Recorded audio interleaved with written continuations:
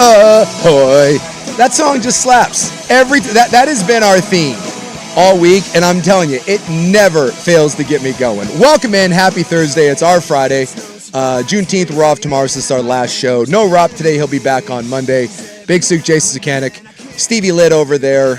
Tonight is the night. Are you nervous that we are popping your concert cherry with three of the most mediocre 90s bands that you could possibly put together? I will say there's been a couple people that asked, like, oh, what, like, who's playing at the concert today? And I'm, like, embarrassed to say who it is. It's like Lit. Yeah. What? Lit? Yeah. Remember Lit? Yeah. Them. But yeah, no, man, I not nervous. I'm excited. Coach Vaughn, I confirmed Coach Vaughn will be there, so she's excited. We're ready to make this a night, dude. Now, you double dated with the Rops. That's right, with Rop and Papa Rop. Yeah, but it's funny because Nurse Nice, the lovely Mrs. Rop, she bailed. She's like, nah. She did not want to go to the fire pit. Well, the Lit concert coming up, and technically it is a Switchfoot concert. No. It's Switchfoot with Fuel and Lit, and yet we're going to see Lit and only Lit. I will say this: there's a surprise today for all the bump songs. It's all Lit, Switchfoot, and Fuel. I have them all pulled. They'll be in. So I told you I've got a buddy that will go with me to anything. We just have one of those packs where it's like you don't even ask the other person. You just come up and you're like, hey, Jackwagon, we're going to A&A. Why? We're going to see a concert. Shut up. Who's playing? Don't worry about it. We're going. So he's in. So I told the missus. I said, hey, I got extra tickets. I'm going up to a concert. And she's like, who's playing? And I told her, and her response was, who? And I was like, well, it's about right. Yeah, it's about right. And then when she was like, why? Then I had to go into a whole explanation of why we're going. Right. And when I told her, no one believes that you haven't seen a concert. Nobody. I think I told my parents. I don't think my parents even believed me. Yeah, it's a whole thing at this point. Like, I had to explain 10 minutes to her that this is indeed your first show. And then the worst part is, after you get done explaining that this is indeed your first show, then you have to qualify it with, why are you taking him to see that for his first show? And then that's a whole other explanation. I said, just shut up and come. Yeah. And she's not coming. Oh. She's pulled the shoot. She pulled it's Lit. I can't be there. Yeah, she was like, because she doesn't get Juneteenth off because apparently her company's racist, unlike ours. Jeez. And so she's like, no. She's like, you're going to do something stupid up there. And I was like, no, we'll go see Lit, see a couple of those songs, and we'll go home. She's like, I don't believe you. I'm like, you really think I'm going to trap you up there? And she goes, yes, you're going to ply me with drinks, and next thing you know, we're there all night. She knows you too much, dude. Yeah. That's the problem. Yeah. She knows your ways. So she just said no. So, but even the person that I got the tickets from was like, you want to go to what? And I was like, yeah, we're going to this. And when I told them why, they were like, what? Huh? He's never been. And I was like, and they were like, we can get better. No, I don't want better tickets. I told them that. I said I offered to take you to Springsteen, and you were like, eh. I'd rather go to Lit. Yeah, I said we can like when Metallica comes to town, we'll go see a Metallica. Lit sounds about right. That's about your speed. I honestly don't even remember why it was Lit that came out. I feel like maybe we just were looking up the schedule and we saw it or something. But I just remember because that one song that we played, My Own Sent Me, is a legitimately fun song. Well, after that, somehow the No Doubt came up. Because that's what it was. Yes, because you saw Lit. When I was like, oh yeah, Lit rock. Yeah, when I was young, I saw No Doubt right when they were whenever the album hit. It was like 98 or whatever. There it is. Yeah, and Lit opened for him, and that's my only time I've seen No Doubt, and they got booed. Right, because they were terrible. I think Stefani was hungover or whatever. I mean, they were awful. It sounded just terrible. And Lit was the opening act, and Lit was phenomenal. And they only played like 4 songs, so I think they only had 4 songs. Well, I went and looked through the catalog. I only know 2 of them. I think that's the whole thing. And I think it was the same 2 that they had back in like 98. But the crowd loved it. Here's the thing, if you play 4 songs and you play them really well and then you leave, everyone wants more of you. Everyone thinks you're good, yeah. Everything's good. So midway through the No Doubt set, people at the E Center in Salt Lake started chanting, Lit, Lit, Lit. And then if you would have told me all those years ago that No Doubt would go on to be a big band and Lit would be playing at A, I would have said it was the other way around. And then I think that's where it happened. That has to be and it. you were like, oh, I love Lit. Yeah, Lit, my own worst enemy. And Rop looked it up and was like, boys, they're playing at A. Yeah. So, no, I mean, look, if this goes well, as I plan it does, I have a good feeling this is going to be a really good time. Excited. I feel like you've got some excitement. With Coach Vaughn, Big Sook, and Red Panda, I believe is his name. I'm excited, I'll tell you what. And if this goes well, maybe I'm Stevie Concert. I don't know. This may change it to a bit. It is, of all the, because you are now like the sixth, I've been doing this for 23-ish years, and you're probably now producer number 6. And you take this for what it's worth. Producers have a certain, they all have a certain unique aspect to them. I don't know, they're like a different, but say that about hockey goalies. Hockey goalies are just kind of odd birds. I find radio producers, same sort of thing. Kind of odd birds. You all have like kind of little quirks and unique things that make you you. I do not know, of all the producers I've had, if there has ever been one that has had such a weird sort of picadillo as to have never seen a concert. Like, no one that I tell this to believes it. They're like, there's no way.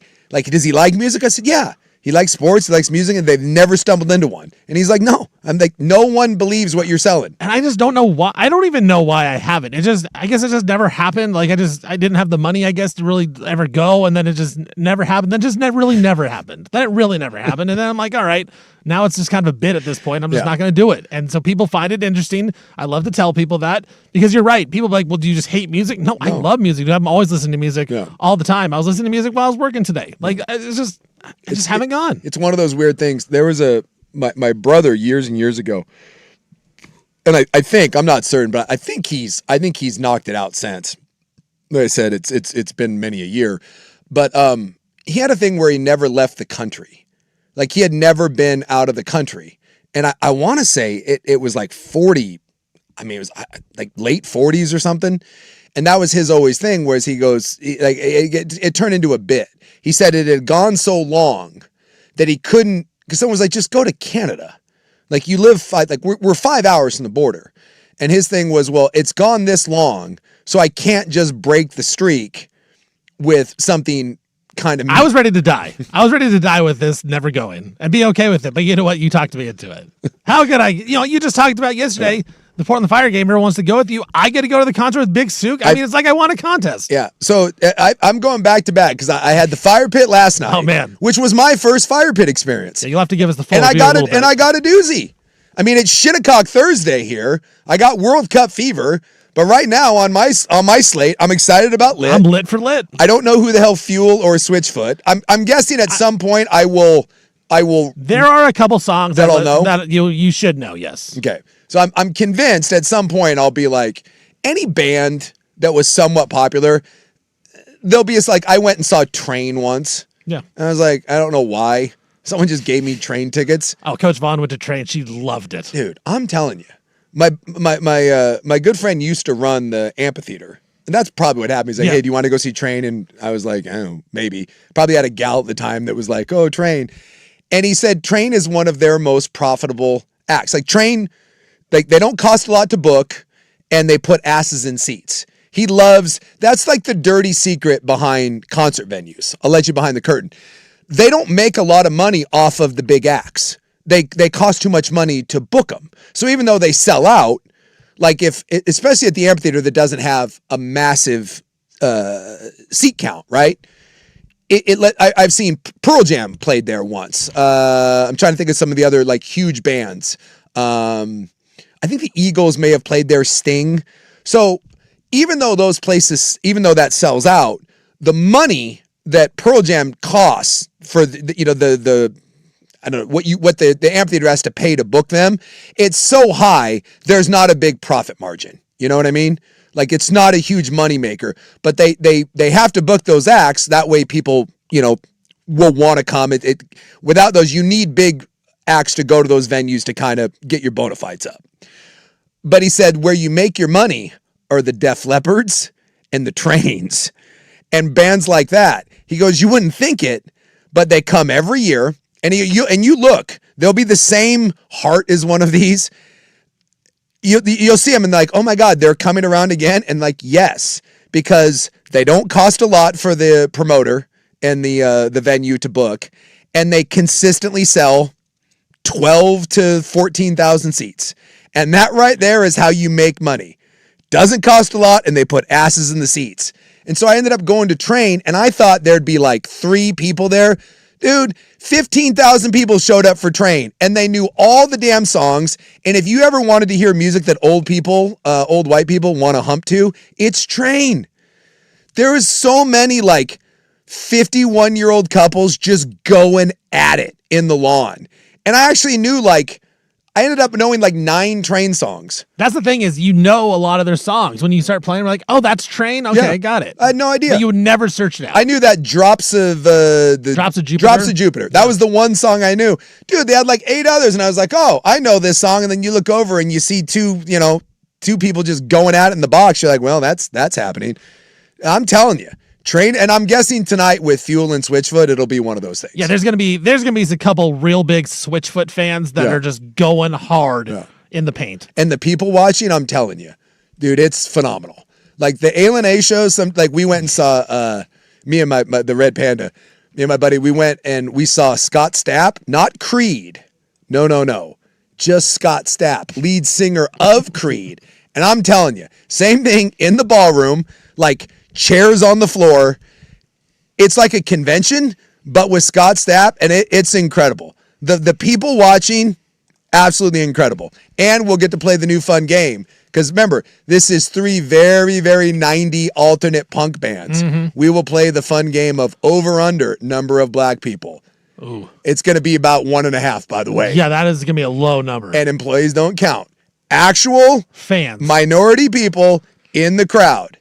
It's maybe 2.5 at the hook. That is, and I'd have to take the under. There's no way I'm taking the over. This thing is going to be white. It's going to be white tonight. It's going to be white and wild. Yeah. Tell you that. Yeah. Dude, I'm excited though. I will say, like, Lit isn't obviously. This is making it out like I love Lit or something, or I love Fuel. Like, I don't. It'll be fun. It'll be fun though. Like it'll be fun. Again, Lit, when that song came out, My Own Worst Enemy, I was like, it's a great 12, song. 11, 12, 13. Like that was right there in the prime of my life. And every time you play that song in the open, dude, I can't help it. I find myself you're vibing. Yeah, you do the Night at the Roxbury. Mm-hmm. You just start feeling that kind of beat, and that's what it was. So my first fire experience, it was a victory. Yeah, let us know about it. It was a victory, and I was thinking about this because we were talking about the World Cup, and it feels like everyone right now has World Cup fever. I even saw Dave Portnoy, of all people, El Presidente, was posting something, and he was like.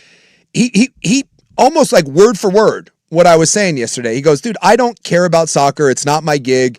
I was like, whatever. I'm not going to deal with it. It's so expensive. And he goes, I'm obsessed with it right now. He basically talked about the vibe around the World Cup. He actually ended up going.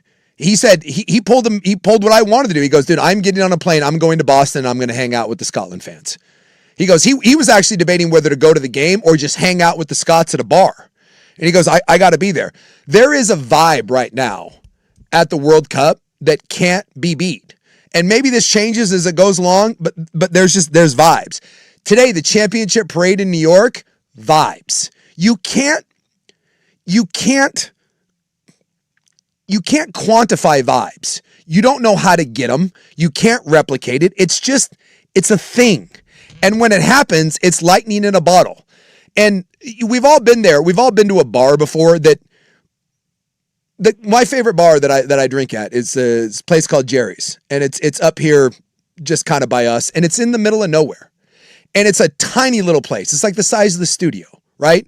It's just this tiny middle of the nowhere bar. Like there's no parking. And it should, if you walked into it, you'd be like, dude, this place will be out of business in 3 months.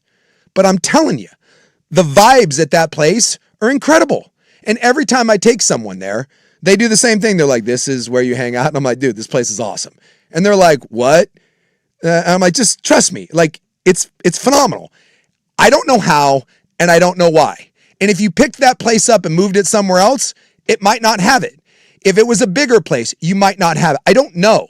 But there's something about that place that every person I've taken to there, an hour into it, they're like, dude, this place is awesome. I want to come back. And you're like, yeah. And they're like, is this like a neighborhood bar? But people come from all over because there's vibes. You can't, there's just no way to replicate it. And I'm telling you, right now, the Fire Pit at Moda for that team, which is the definition of an average team. They're about a 500 team, right? They by the way, number one team in the NBA, WNBA in clutch games. I think they're now 7-1 in clutch games. Yeah. But they're number one in the WNBA and getting blown out. They've had more blowout losses than anyone in the WNBA. They don't have a true star, right? They're not uber talented, but there is a vibe in that building. And I don't know how many people were there last night. I mean, obviously they don't pack the top bowl, but that is a good crowd. That's a Wednesday night, and that's a good crowd. The lower bowl, I mean, that's 10,000 plus. I'd say, like, if I had to guesstimate it, I'd say like 11, maybe 12,000. Packed down below, going nuts the entire game.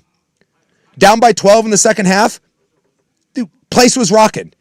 Who was that started knocking down threes? She had 7. Carlton. And she had the one, she started knocking down threes. People going freaking nuts. Little kids going nuts. Grown men, me, going nuts. Everyone. She hit a 3. They were up by 2 with like 40 seconds left, right? Last possession coming down, wing it out to her, knocks down a 3, seals the game. It was Blazer vibes, like roof coming off that place. It's phenomenal. It really is. And I'm with you because when we went, you can't, like, I go in, I'm like, I'm not going to cheer. Like, I don't care. And then you get caught up and you're cheering. Like, you are part of the team. Yes. You're part of the fans. Yeah. And you vibe in. And even Rob was like, yo, cheering for the team. Put a hand up in the air. Like, fist pump. Because you're right. I don't know what it is. Because the Fire there's not a very good team. No, it's their first year back. Maybe year 2, if they still stink, I wonder if the vibes are going to be high. But there is a certain aura at the Moda Center when they play. I don't know if it's just the music they pump in because they blast music the entire time. Yeah. But what it is, man, those fans are active. And I tell you what, the team plays better at home because of all the fans. It's just...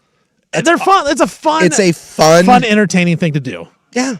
And I don't know how some buildings have it and some don't. But you walk into that place and look... A lot of the Fire stuff that we talk, it's kind of tongue in cheek. Right. None of us are diehard WNBA guys. We don't. It's just but it's kind of a fun thing, and the city's kind of rallied behind it. It's our Fire. It's a good people watch. It's good people watch. I didn't see any capes though, dude. And I'm telling you, at halftime, I was making laps, high five some people. I got some Zooks. I didn't see any capes, and I was on the lookout. And believe me, I was going selfie.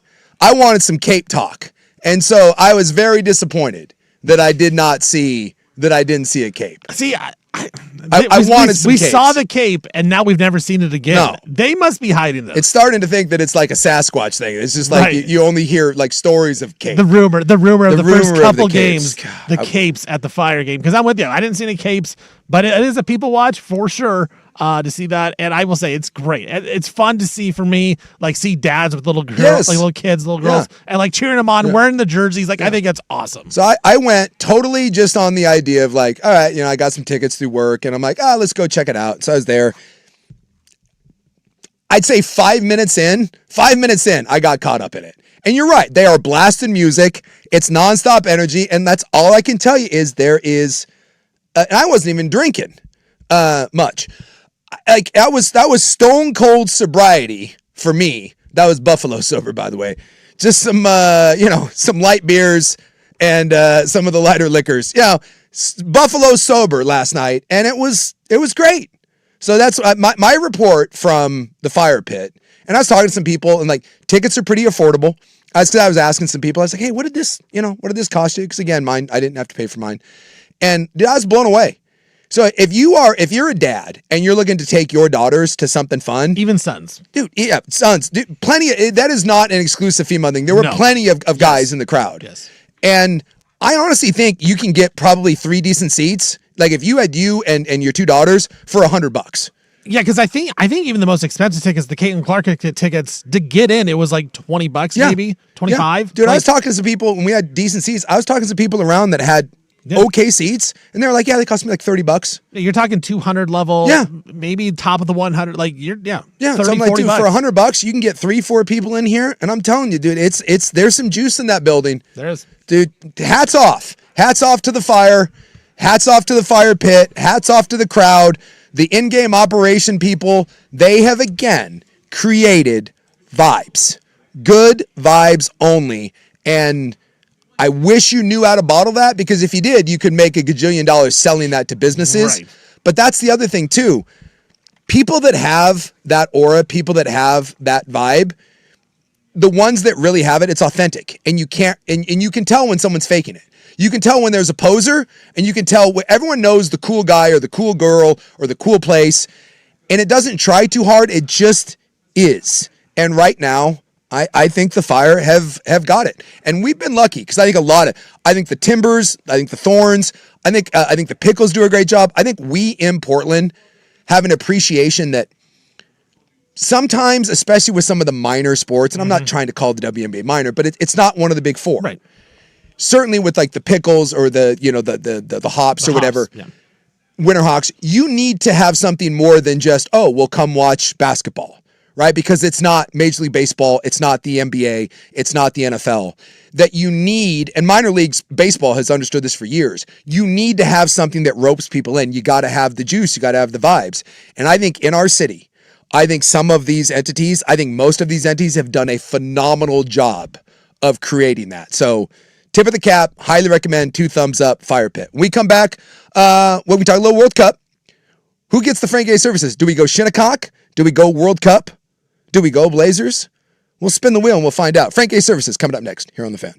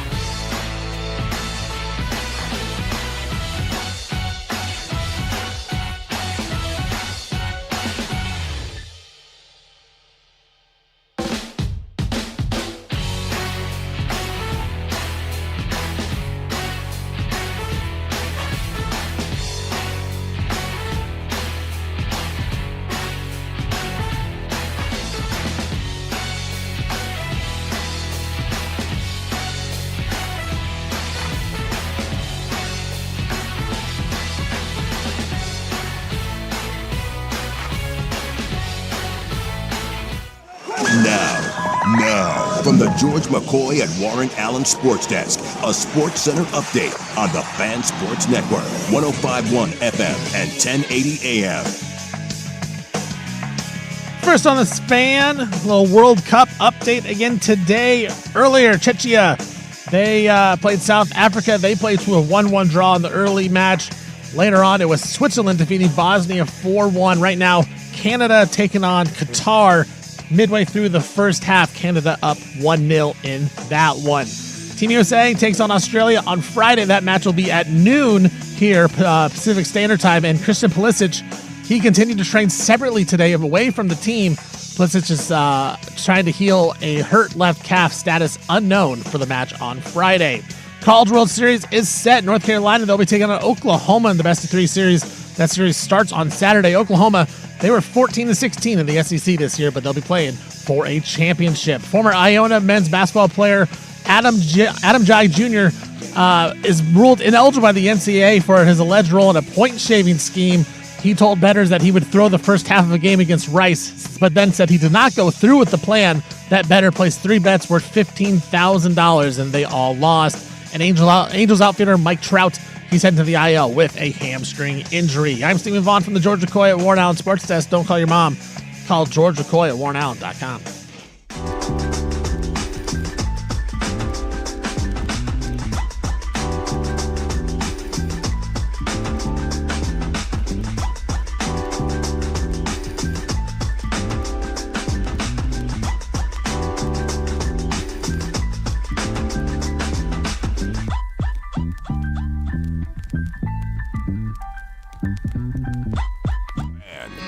Okay, now who is this? Which one of the 3 mediocre bands are we? This is Fuel. This is Fuel. Yeah. So someone did say, like Lit, Fuel, like we got like an arsonist thing going on tonight. Switchfoot, I don't think really fits into that. So this is Fuel. This is Fuel. This is Fuel's main song. This is their big one. You'll know the chorus. When the chorus hits, you would know it. But you just let it play for a little bit. Yeah. Oh, I know this song. Yeah, this one. This is Fuel? This is Fuel. Okay. Now I asked the question. Could we interchange every song from Switchfoot, Fuel, and Lit, and we would have no idea? I could have told you this was Switchfoot. You'd have no idea. No. You could have told me it was Lit. And I would have been like, all right. I feel like Lit's a little more upbeat, a little more. Yeah. They all sound the same. All kind of. I need a name for bands like this. So whenever there is like, how would you say, female kind of alt rock, I just call every one of those bands Lesbian Seagull. That's just no matter what we go to, and like, what did I get dragged to? I got dragged to like Noah Kahn by the missus, and I was like, oh boy. She's like, what? I'm like, lead singer for Lesbian Seagull. It's all the same. It's all the same. It just grind them up in one big blender, and it's all the same song, and it goes something like, fly, lesbian seagull, fly.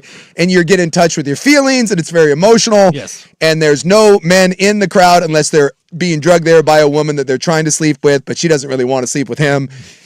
That's that experience. And I need a name. So I need to solicit a name for when you go see Lit, Fuel, Switchfoot, any like Hootie and the Blowfish falls into this category. Any of those one-hit wonders, Breakfast at Tiffany's, whoever the hell sings that. We all know those bands from the 90s. Yeah. I need a male version for those names.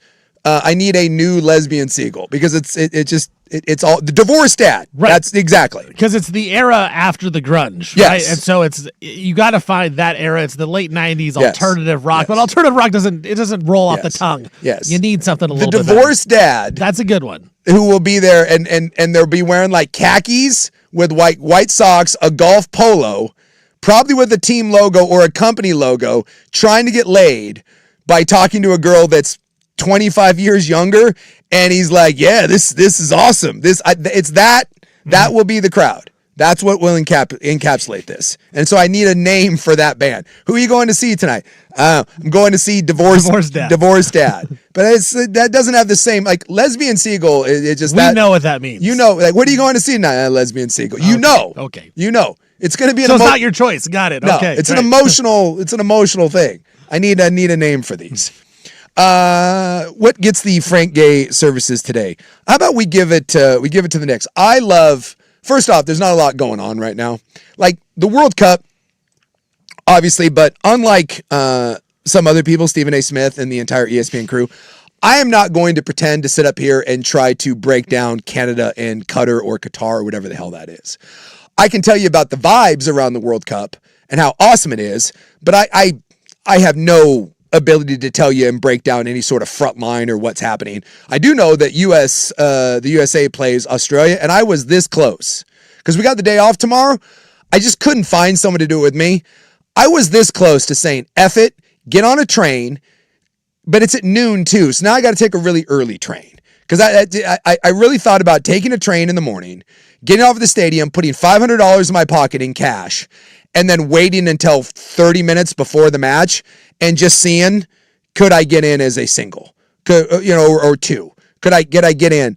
But man, they're saying with kind of the hype around the U.S., that get-in price right now is holding steady at about $2,000. Ooh. And that's not for a decent seat. Right. That's top of Lumen. And you made the point kind of before the show how there are no bad seats when you're watching a baseball game, really. Yeah. But when you're watching a soccer match, I feel like it's brutal. I feel like if you're at the very top of Lumen Field, you can't. Yeah, that's not going to be the greatest of views. So there are some things going against this because I'm with you. It's kind of a great idea. It would be really cool. Just spur of the moment. Hey, I'm gonna head up to Seattle to go watch this. But the fact that USA dominated their first match and now there's so much hype around this second match against Australia, it just kind of prices you out. It's going to be insane. That thing is going to be. It's going to be nuts. But I'm caught up into it and I want to go and I couldn't do it. And plus that I figured, dude, if I go all the way up there and then I get stuck and it's midday, I guess I just go hit a bar or something. But I don't know. That's not the same to go and watch it. It didn't quite materialize for me, but I was that close. I was that close to just saying F it. You needed someone to push you over the Much edge. like the gobbler, Yes. I need a voice in my head saying, do it. Hey, you need a little devil on your shoulder, like, hey, let's go. Let's go. Yeah, worst comes to worst, we'll find some trouble to get into. Right. And I couldn't justify the cost. And if I thought that 500 or 6 or 7 would get me a good seat, I think I'd be inclined. But I think even at 500 or $600, I think I'm in the worst seat in the house. And I think if I spent that money and I got to the very top, I'm not certain. I think I might be. You'd be mad. I think I'd be mad. I would be too. I'd be like, yeah, this is cool, but I'd almost rather just because at that point, it's not even about watching the match. It's just like, oh, I went to it. Yeah, like that's the only thing you're doing it for, so you can tell people, yeah, I went to the U.S. match against Australia. It's not about even paying attention to what's going on. Yeah, but it's. I'll tell you what, it will get me tomorrow. I will be sitting down for appointment, and this doesn't happen with soccer a lot for me. That will be appointment viewing for me. I will be watching that. And I don't think if you would have told me 3 weeks ago that I'd be doing that, I would have laughed at you. But I got the day off, right? And I'm kind of scheduling the day where, and I think it's kind of a bummer that it's at noon. Like you would think that they would have scheduled that a little better with the U.S. games because the last one, the opener, was 6 o'clock. Right. Like that was perfect. Prime time. So I think at noon, although it is a holiday. Well, I was going to say, I wonder if because it is Juneteenth, they just assume that a lot of people are going to have the day off anyways. It's possible. But I don't know. I mean, I don't know how many people do. Like if you work for a government place, I know you do, but right. like does we are. Yeah, you are. Yeah, we are. I think there's a lot more. I think there's a lot more businesses now that would be giving it off. Yeah, I just think for something like this, I would prefer it. I would prefer it if it was in prime time. Right. Noon's a little. I don't know. Noon's a little wonky. Also, if it was in the evening, I think I'd be more apt to try to give the Seattle thing what the hell? Let's, right, because you could get up there, feel it out. Yeah, get up there, feel it out, but yeah, that's... Because if you went up there, like you said, you'd get up there and you wouldn't have a lot of time to dilly-dally around. You would have to go straight for it. The train is legitimate because it stops. The train's legitimate 3.5 or 4 hours. Right. Just is. And you got to budget for some time. So the game's at noon. I got to get there at least 11 so that I can kind of suss out who's selling tickets. Mm-hmm. The key to a quality scout, by the way, is you got to identify the people with tickets, and then you never buy right away. But you introduce yourself. You got to go find the people selling. You're like, hey, what do you got? What's your price? And you do that 3 or 4 different times, and then you kind of make your circles, and you kind of circle back. Because remember, the closer you get to that game, his ticket becomes less and less valuable. Right. And so, like, that's so you need at least an hour, I think, to properly scalp, which means bare minimum, I'm up there at 11. And to be honest with you, for a scalp of that quality, I really feel like more like a 10:30, 10:15. I need to be there to really, because you want to see what they're like an hour and a half for the match between an hour or a half hour, because you'll see they'll start sweating a little bit. They'll be squirrely. Like, and sometimes you can rip them. Sometimes, and then other times, do you roll snake eyes? I tried to do this with my daughter when she lived in Chicago. No. Now, to be fair, I wasn't there, and she's new to the scalping game, so I was trying to tell her. But dude, those things, even after the game started, it was $2,000 for the worst seat at Wrigley. See, I'm terrible at these type of things too. Like I'm with your daughter. Yeah, people get awkward. Yeah, I get awkward with it, and I talked to Coach Vaughn about this too. Like, if we were gonna do this, like, we would just have to buy tickets, just eat it. We'd be like, look, we need the comfort. Oh, people that are with me, they panic, and I'm like, I would panic. I'm just like, I'm like, get away from me. I tell people to go away and just let me operate. Let me do my thing. Let me do my thing. See, I would be like, okay, I couldn't even stand by you. I'd be like, Suk, I just trust you. I'm gonna go away, because if I watch this, I'm gonna panic. There's just know there's always tickets for sale. There's always tickets. Like, I was at a card show, and my buddy, he was trying to do this deal that had, like, $8,000 worth of cards. I was like panicking just watching him. Yeah. Like, I panic. I don't know what to do. Yeah, and someone pointed out too, like, all the trains are selling out too. Like, it's crazy. Like, I'm sure a lot of people have that now, especially once America won. Yeah, dude, you can't get hotels, and so I wish I maybe had thought about this a little. It just didn't materialize. Had the first match been a draw or a loss, you could got in easy. But I think the fact that they crushed, it's like, man, I want to be there. Dude, now. it's $500 for a hotel anywhere, like, and that's not even like in the city, dude. It's crazy. They're just price gouging the S out of that thing. But hopefully, it's a great environment. Go USA tomorrow, and if they beat Australia, buckle up. The hype train's going. All right, didn't get to what we wanted to get to in the Frank Gay services. The World Cup. Hey, the World Cup got Frank Gay. Seattle got serviced by the Frank Gay services. Hey, if someone deserves to get serviced by Frank Gay, it's Seattle and the World Cup and Seattle Stadium. Remember, it's not Lumen Field. We come back. Right. I do want to talk about the championship parade, because I love a good parade. And there's just, I know you can hate them, and it's easy to do it. There's something about, we've got about 4 to 5 cities in this country. You can hate them all you want. We talked about vibes. There's just a handful of cities that hit differently. And I'll tell you what, watching that championship parade, I don't know if anyone hits quite like New York City. That when we come back here on The Fan.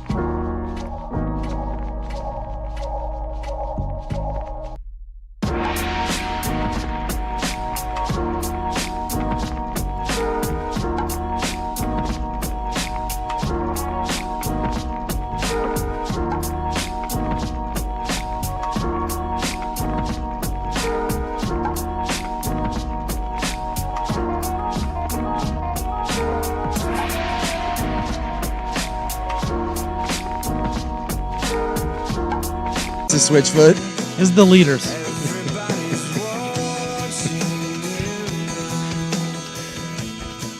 Trying to think of again how to wrap this all in. I'm thinking about something involving orthotics. Left foot orthotics. It's just all into one. This is going to be a hell of a concert. I think Switchfoot too is like a Christian band.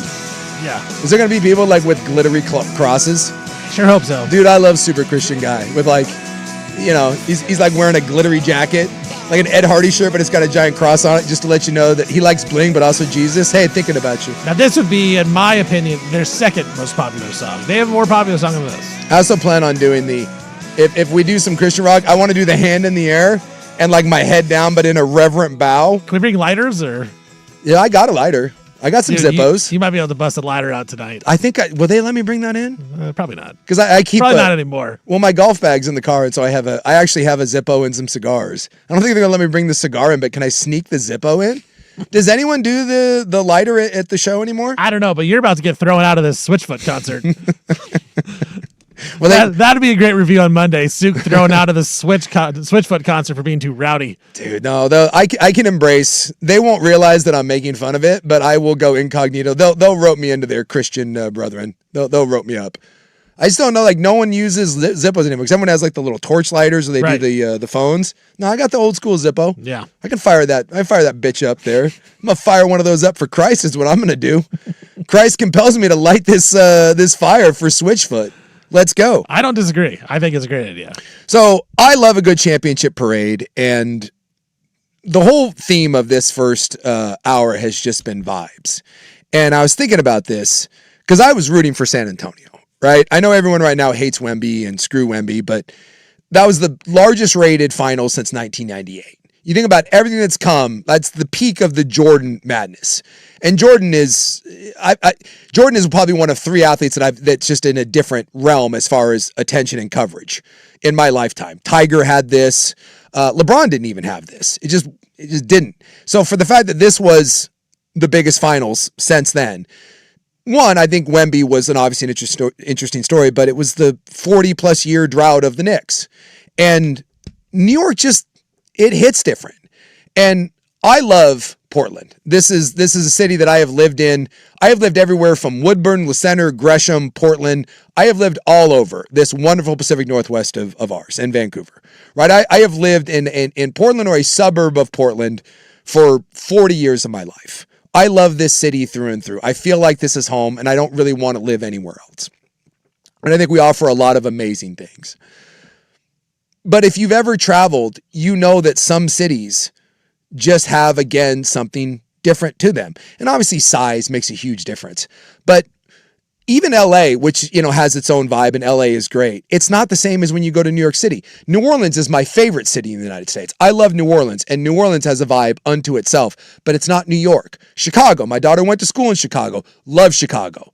Right? Going into Wrigleyville, going to see a game there with the Cubs. You got the Bears, you got the Miracle Mile. It's a phenomenal place, but it's not New York. New York is kind of one of one. It just is. And watching that championship parade today, my God, I may not like a lot of what New York has to bring as far as their douchey New York fan and, we're the center of the universe, but I get it. I get why when you're in a city that large where there's that much going on, you start to feel that you are the center of the universe.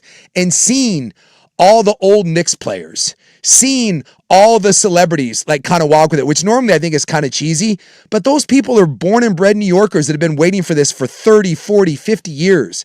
It was really incredible. I was watching that championship parade today, and I had no feeling. There wasn't one time where I was like, what a douchey New York thing. I was like, that is awesome. And I was jealous.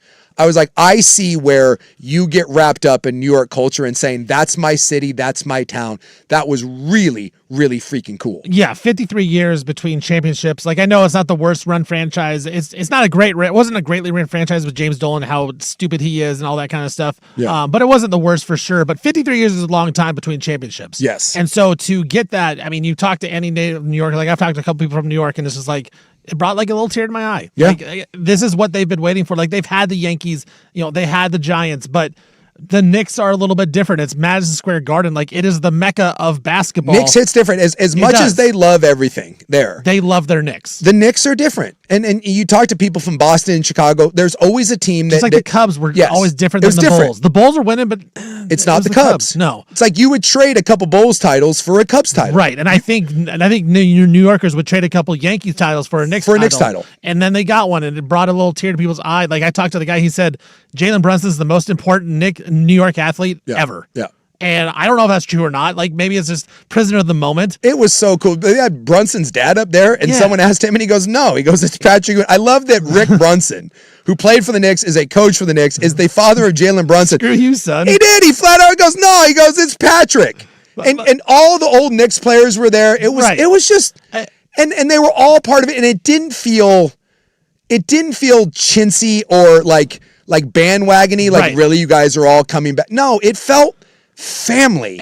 And it was cool. And the crowd was largely not an S show. Although, dude, there is a clip going around. There's a couple of clips. My God. If you haven't seen the big girl twerking while getting punched, I don't know how it was set up, but there was a gal that had climbed like an electrical box. She's about 8 feet up.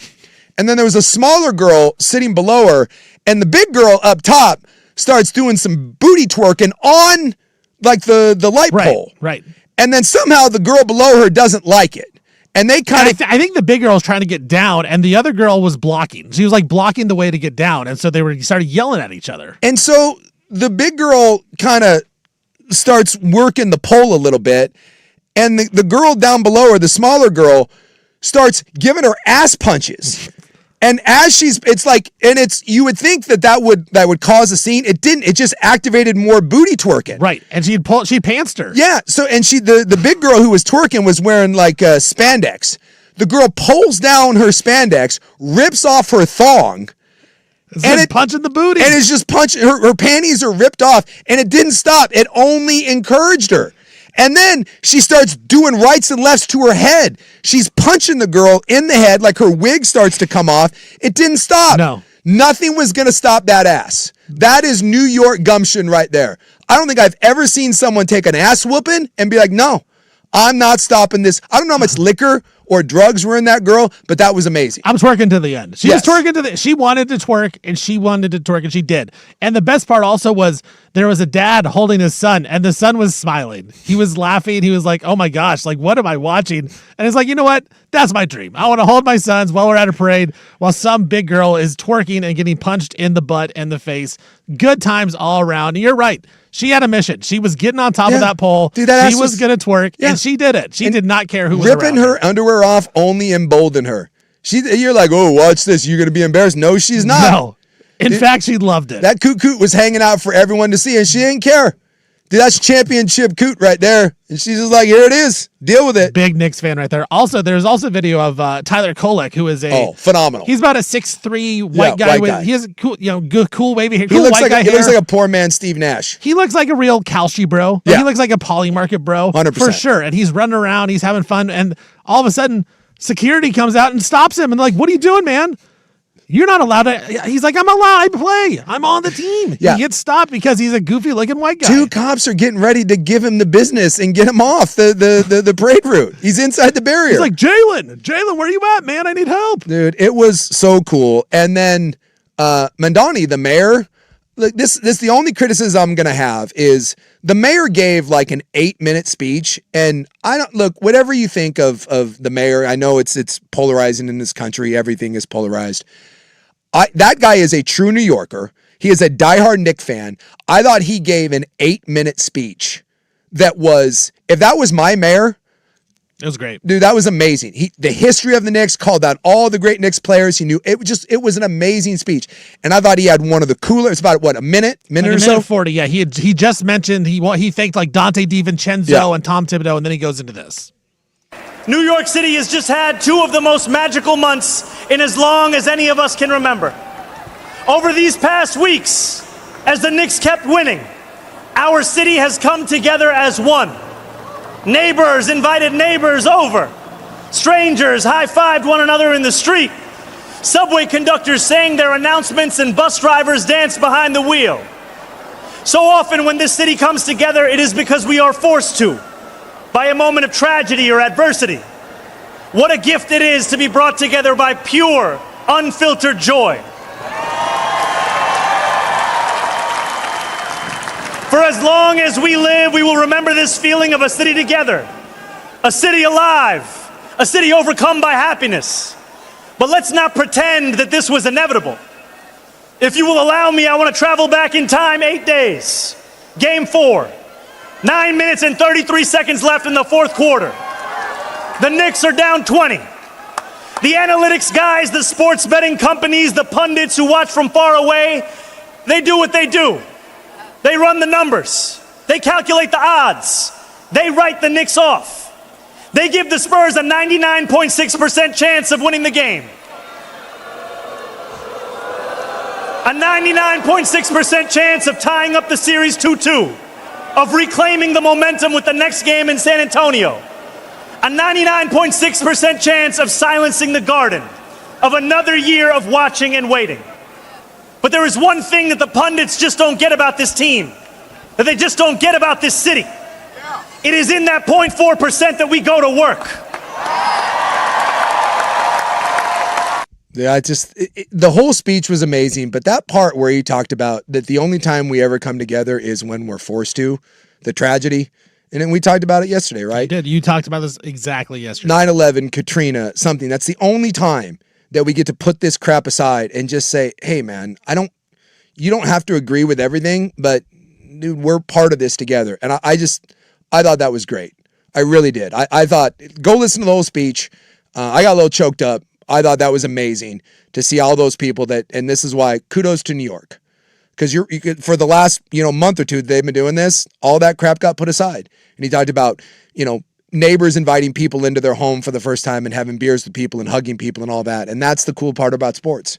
And it was awesome. It doesn't need tragedy to bring people together. Sometimes just something really cool can bring people together. And then James Dolan had to go and take a big steaming dump all over it. This is James Dolan.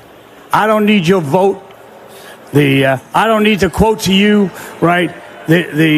About what happened here, and because if you're real Knick fans, you know it already. What, really, dude? We're talking about vibes. Vibe killer right there. Did you notice how no one clapped? No one cheered? In fact, they're like, what? Dude, everyone hates you. You're a giant douche. Dude, that guy, the mayor came and knocked it out of the park, and then you decided to come along and be like, I need your vote. Dude, get off the stage. And then Alicia Keys ended the whole thing by singing Empire State of Mind. Oh. She's the best. Oh, my God. When they brought the piano up, everyone on stage, all the players, that was phenomenal.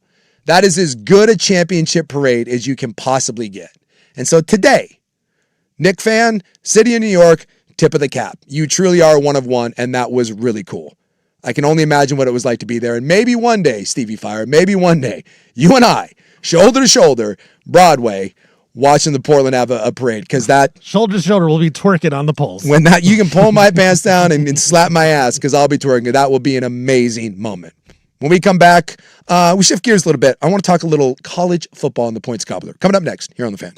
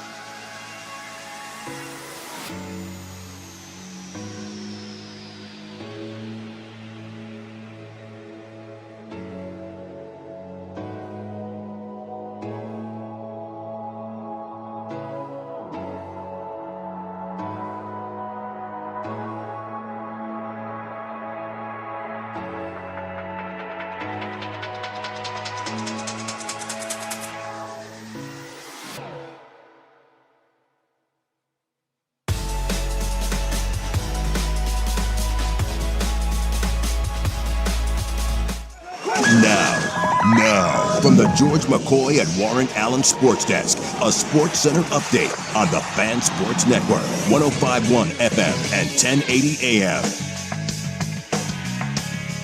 First on the Fan, World Cup action today. Czechia and South Africa in the first match played to a 1-1 draw. Switzerland then defeated Bosnia 4-1. And then right now, Canada taking on Qatar. Canada up 3-0 at the half. For Team USA, Christian Pulisic, he continued to train separately from the team today. Pulisic trying to heal hurt left calf. His status is unknown for Friday's match.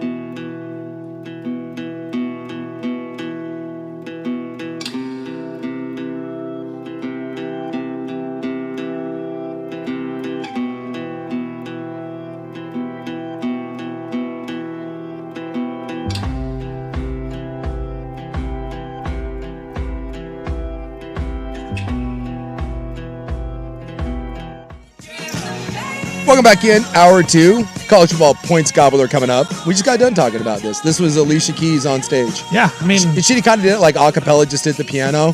It was. She is so good. She's really talented. Yeah, I mean, Shinnecock Golf Club is in New York. Yeah. So in fact, I have, because it is U.S. Open week, according to the Open, and we haven't talked about the U.S. Open at all. It is underway, by the way. And I do have 5 things you didn't know about Shinnecock that we may get in at some point. We'll see. Today's one of those days. Well, it was like one of those days. I was sitting down, like, you sometimes when you show prep, it's like the easiest thing in the world, right? You sit down and you're like, here we go, right? Like A, B, C, big story. Sorsby, you're like, all right, this will knock out a couple segments. USA playing, you knock it out. And then other days you sit down and you're like, what do you want to do here? Today was one of those days where there was plenty of stuff happening. There's a little bit here, a little bit there, but there was nothing groundbreaking. And so it was one of those where, you know what? I will find 5 interesting things about Shinnecock that we can talk about. Will we get to Shinnecock? I don't know. Do I like saying Shinnecock? Yes, I do. Do I think that makes me uncomfortable? Do I think that's a great name if you had a dog or like a bird or like a bastard rain cat? You ever have one of those cats that just looks like it's wet at all times?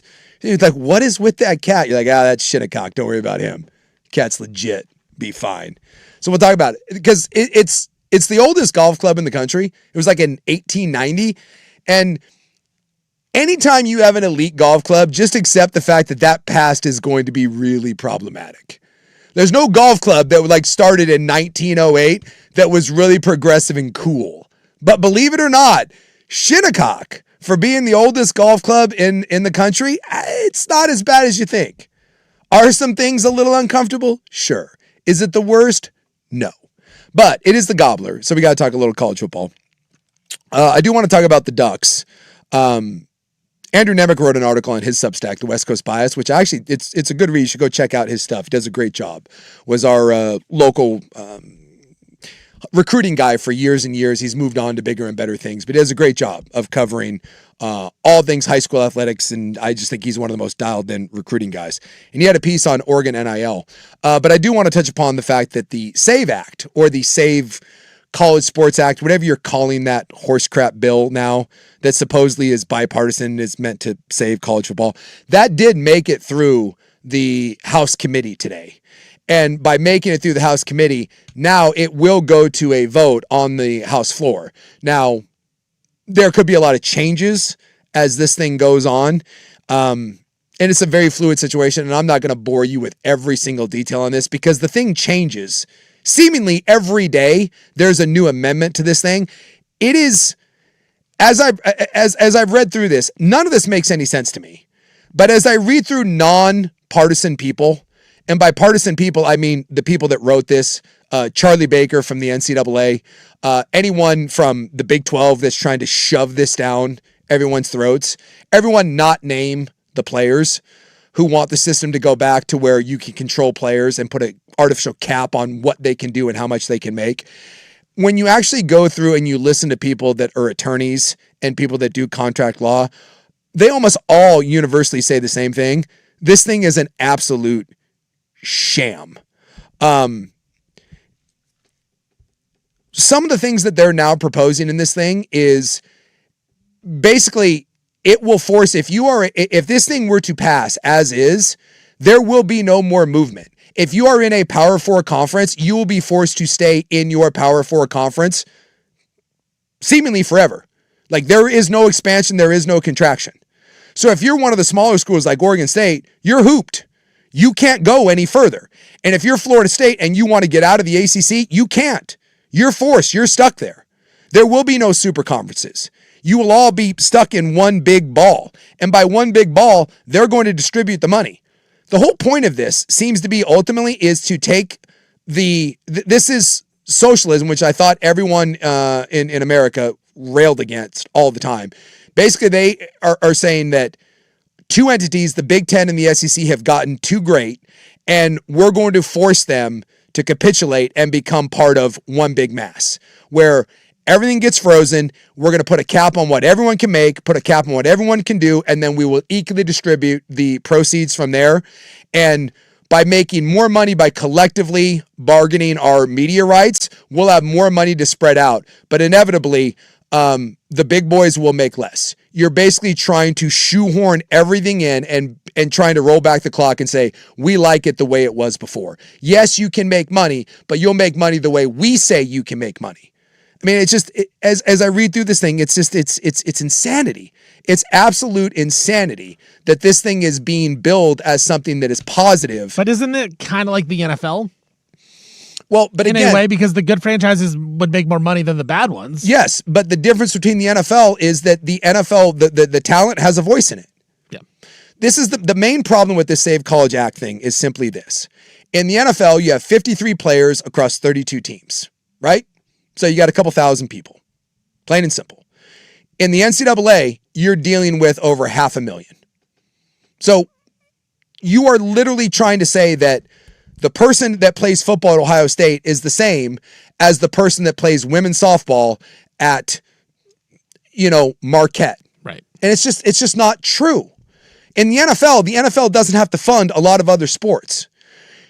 You're going to have to eventually accept the fact that the old model, and by the way, just because that this passed the committee and it goes to a vote on the House floor, they're still saying this is a big uphill putt to try to get this passed.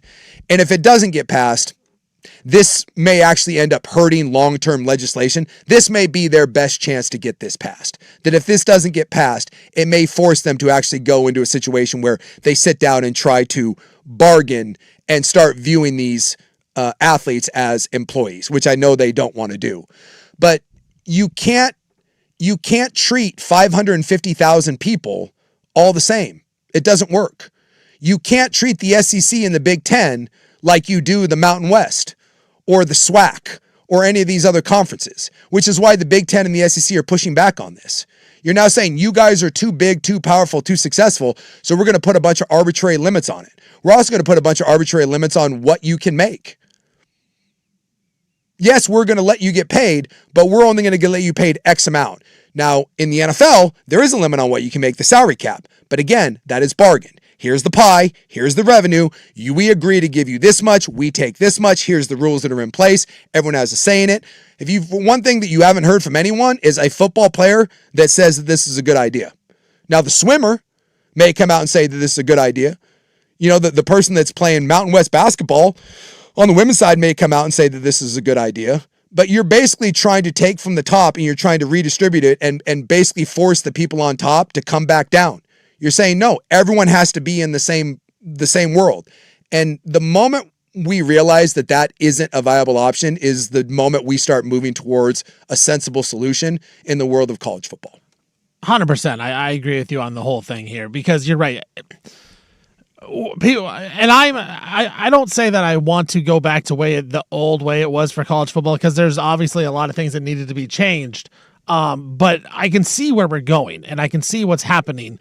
And there's no way you can go back to what it is. You just can't do it. The Pandora's box has been opened too much, so we're going to have to figure out a way to go forward. And I think a lot of these people that are at these schools that aren't competing at the highest levels now or are having a bigger struggle, a Florida State, even in Alabama, something like that, like they can't afford to just... They're going to have to eventually break off and realize that the Patriot League and the Ivy League, and already the Ivy League is different than the SEC, and the Big 12 is different than the Big 10. You're going to have to start accepting that. You have to. And there's going to come a reckoning here where schools are going to have to make the determination. We're all obsessed with this playing for one national championship. It has to be one thing.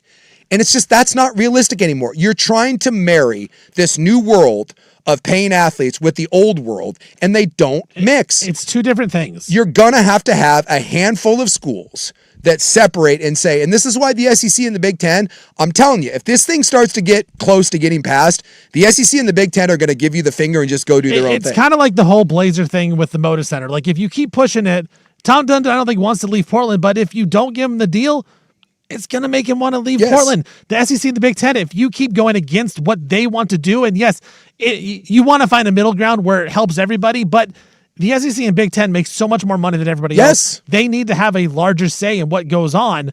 If you keep pushing them away from what they want, they can break off. And guess what? They're going to. People in the South, they want to watch SEC football. No offense to Oregon or Oregon State, they don't care about you. They care about the teams down in the South, and they will watch the SEC-only network and the SEC-only conference and watch an SEC champion and say, they are my national champion. Yeah, there needs to be a realization that there's different levels to this. And eventually, the solution to this, the big part of it is going to be 25, 50, I don't know, however many schools it is that just say, we're operating here, and everyone else says that we're going to operate here, and you're going to have to make choices. I told you I wanted to reference the article that Nemec had about Oregon's NIL, and he kind of posed the question, does Oregon have an NIL budget problem? And that seems crazy, but they do.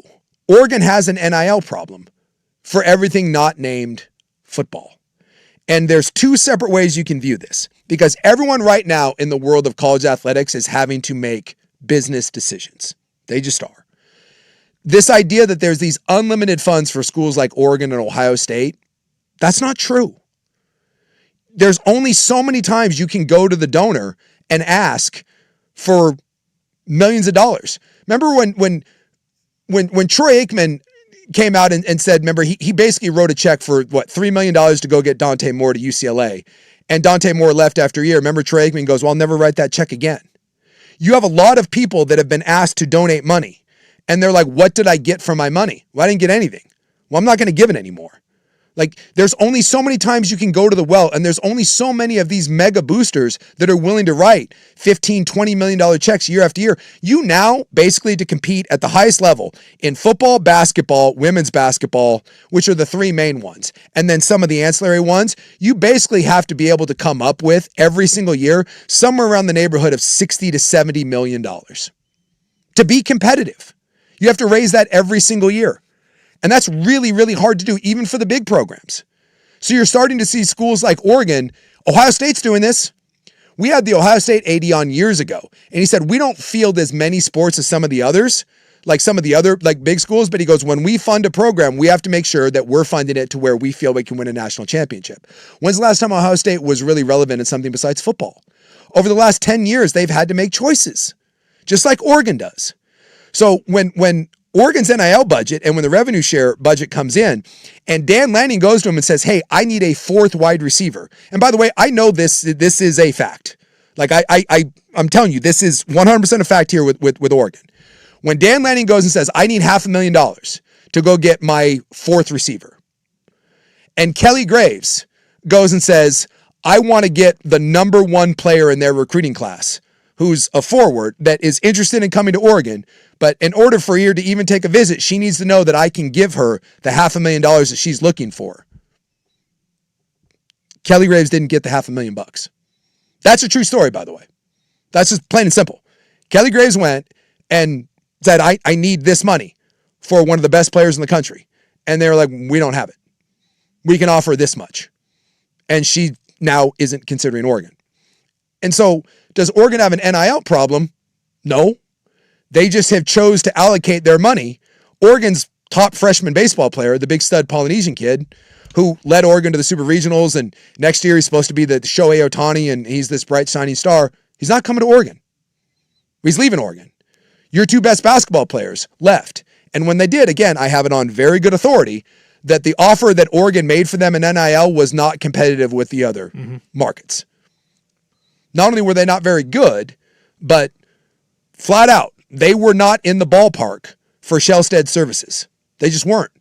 The number that he was getting on the open market was nowhere near what Oregon was willing to pay. That doesn't happen in football. And this is going on at a lot of other schools where they're having to make these sorts of choices. So even at those big schools, this is kind of the reality of it. And if you're one of those schools, at least you can say you're funding at the very top for that one specific thing.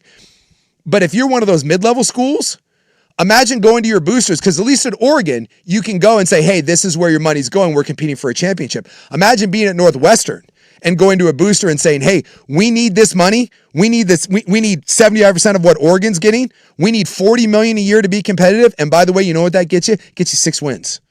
So it's getting hard. And it's getting hard for the mid-level schools. It's getting hard for the big schools. There's a squeeze there. And you got one of two solutions, which is what this stupid SAVED Act is like, well, let's just crush everybody and say everything has to play by the same rules and we're putting a cap on everything. Or you let the market dictate itself and you're going to have to start differentiating and saying there's a handful of schools and there's a handful of sports, mainly basketball, football, they're just going to have to go off and do their own thing. And you're going to have to create two separate entities. But no one wants to talk about that because it seems such a radical solution. It's so scary, but it's the reality of it. It's the only way this is going to work. Because if schools like Oregon and Ohio State are feeling the budget crunch, I promise you, the smaller schools are feeling it 10 times worse. And so something has to be done. But the solution to this budget crunch isn't, well, let's just kneecap everybody and say everyone has to play by the exact same rules. Because that's silly. That's never worked. It will never work. That's not the world. That's not the world. Government intervention saying that, nope, everyone has to be the exact same and we're putting a limit on what everyone can do. That doesn't work. So I'm hoping that eventually this thing gets shot down and people get calmer heads and they come together and say, fine, let's get serious about this. We'll start splitting up into divisions, start leaving football and basketball to their own, and we'll start figuring out a system that works better, commiserate to what you make. And we're going to have to start living in the world where some of these sports, if they don't fund themselves, this is the reality of it. If you don't make any money, you're going to have to play by a different set of rules than the people that do make money. Because that's capitalism. That's America. That's business. And you're trying to turn $1 billion business into some sort of weird, now, amateur model. But it's an amateur model, but still paying people millions and millions of dollars and schools generating billions. You can't have those two things coexist. And no sort of weird government intervention is going to change that. And I will be very interested because by November, we should know. I mean, the legislative session ends in November. So this is going to be a rush to try to get this thing through. And if it dies, and I hope it does, maybe we start getting some realistic ideas as opposed to a government solution. Because I would ask anyone, when's the last time that government legislation came in with some sort of sweeping change in government oversight that kneecapped business? When was that good? What does the federal government overtake that ends up being successful? What government program do we look at and say, that's awesome? That's run really well? And by the way, a government program that wasn't written by anyone in the government, was written by a bunch of rich boosters from Texas Tech. You think Ted Cruz sat down and wrote this bill? Come on. It was written by people with the Big 12 and the ACC interest. And even with that, now they've screwed over those people. Because if you're the Big 12 or the ACC and this bill gets passed, guess what? You're in the Big 12 and ACC forever. You don't even have the right to go somewhere else.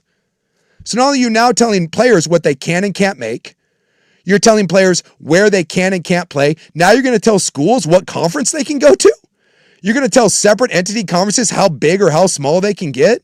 Man, that's a bold move. It's a bold move what was going on today in the world of this Save College Act. And yet they're still trying to bill it as this is great for the world of college. It's not. It's not. This is an artificial solution. This is an artificial Band-Aid on a massive gaping wound that won't solve anything.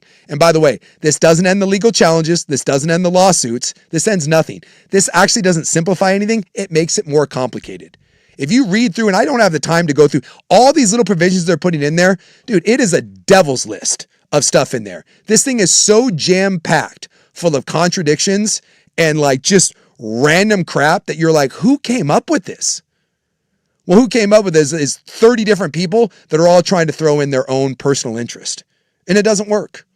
This is too big a problem to be solved by one piece of legislation that was hastily written in the span of 6 weeks or 8 weeks. Not going to happen. NCAA needs to wake up and realize you have to really come to the table and start coming up with real solutions. When we come back in the news here on Primetime. Now.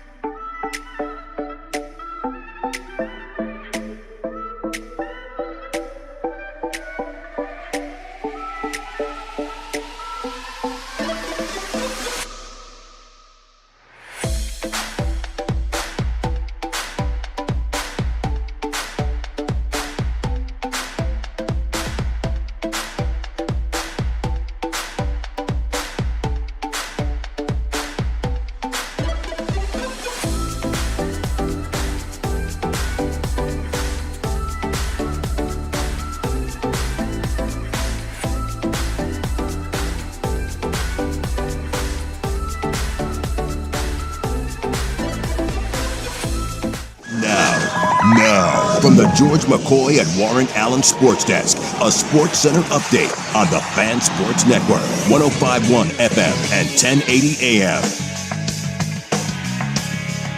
First on the Fan, a little World Cup update for you. And the first matchup of the day was Czechia. They took on South Africa. They played to a 1-1 draw. Right now, we got Canada taking on Qatar. Canada dominated this one 4-0 in the second half. And then earlier, it was Switzerland defeating Bosnia 4-1. For the United States, Christian Pulisic, he continues to train separately from the team. Pulisic is trying to heal a hurt left calf. His status unknown for tomorrow's match against Australia, which will be at noon up in Seattle.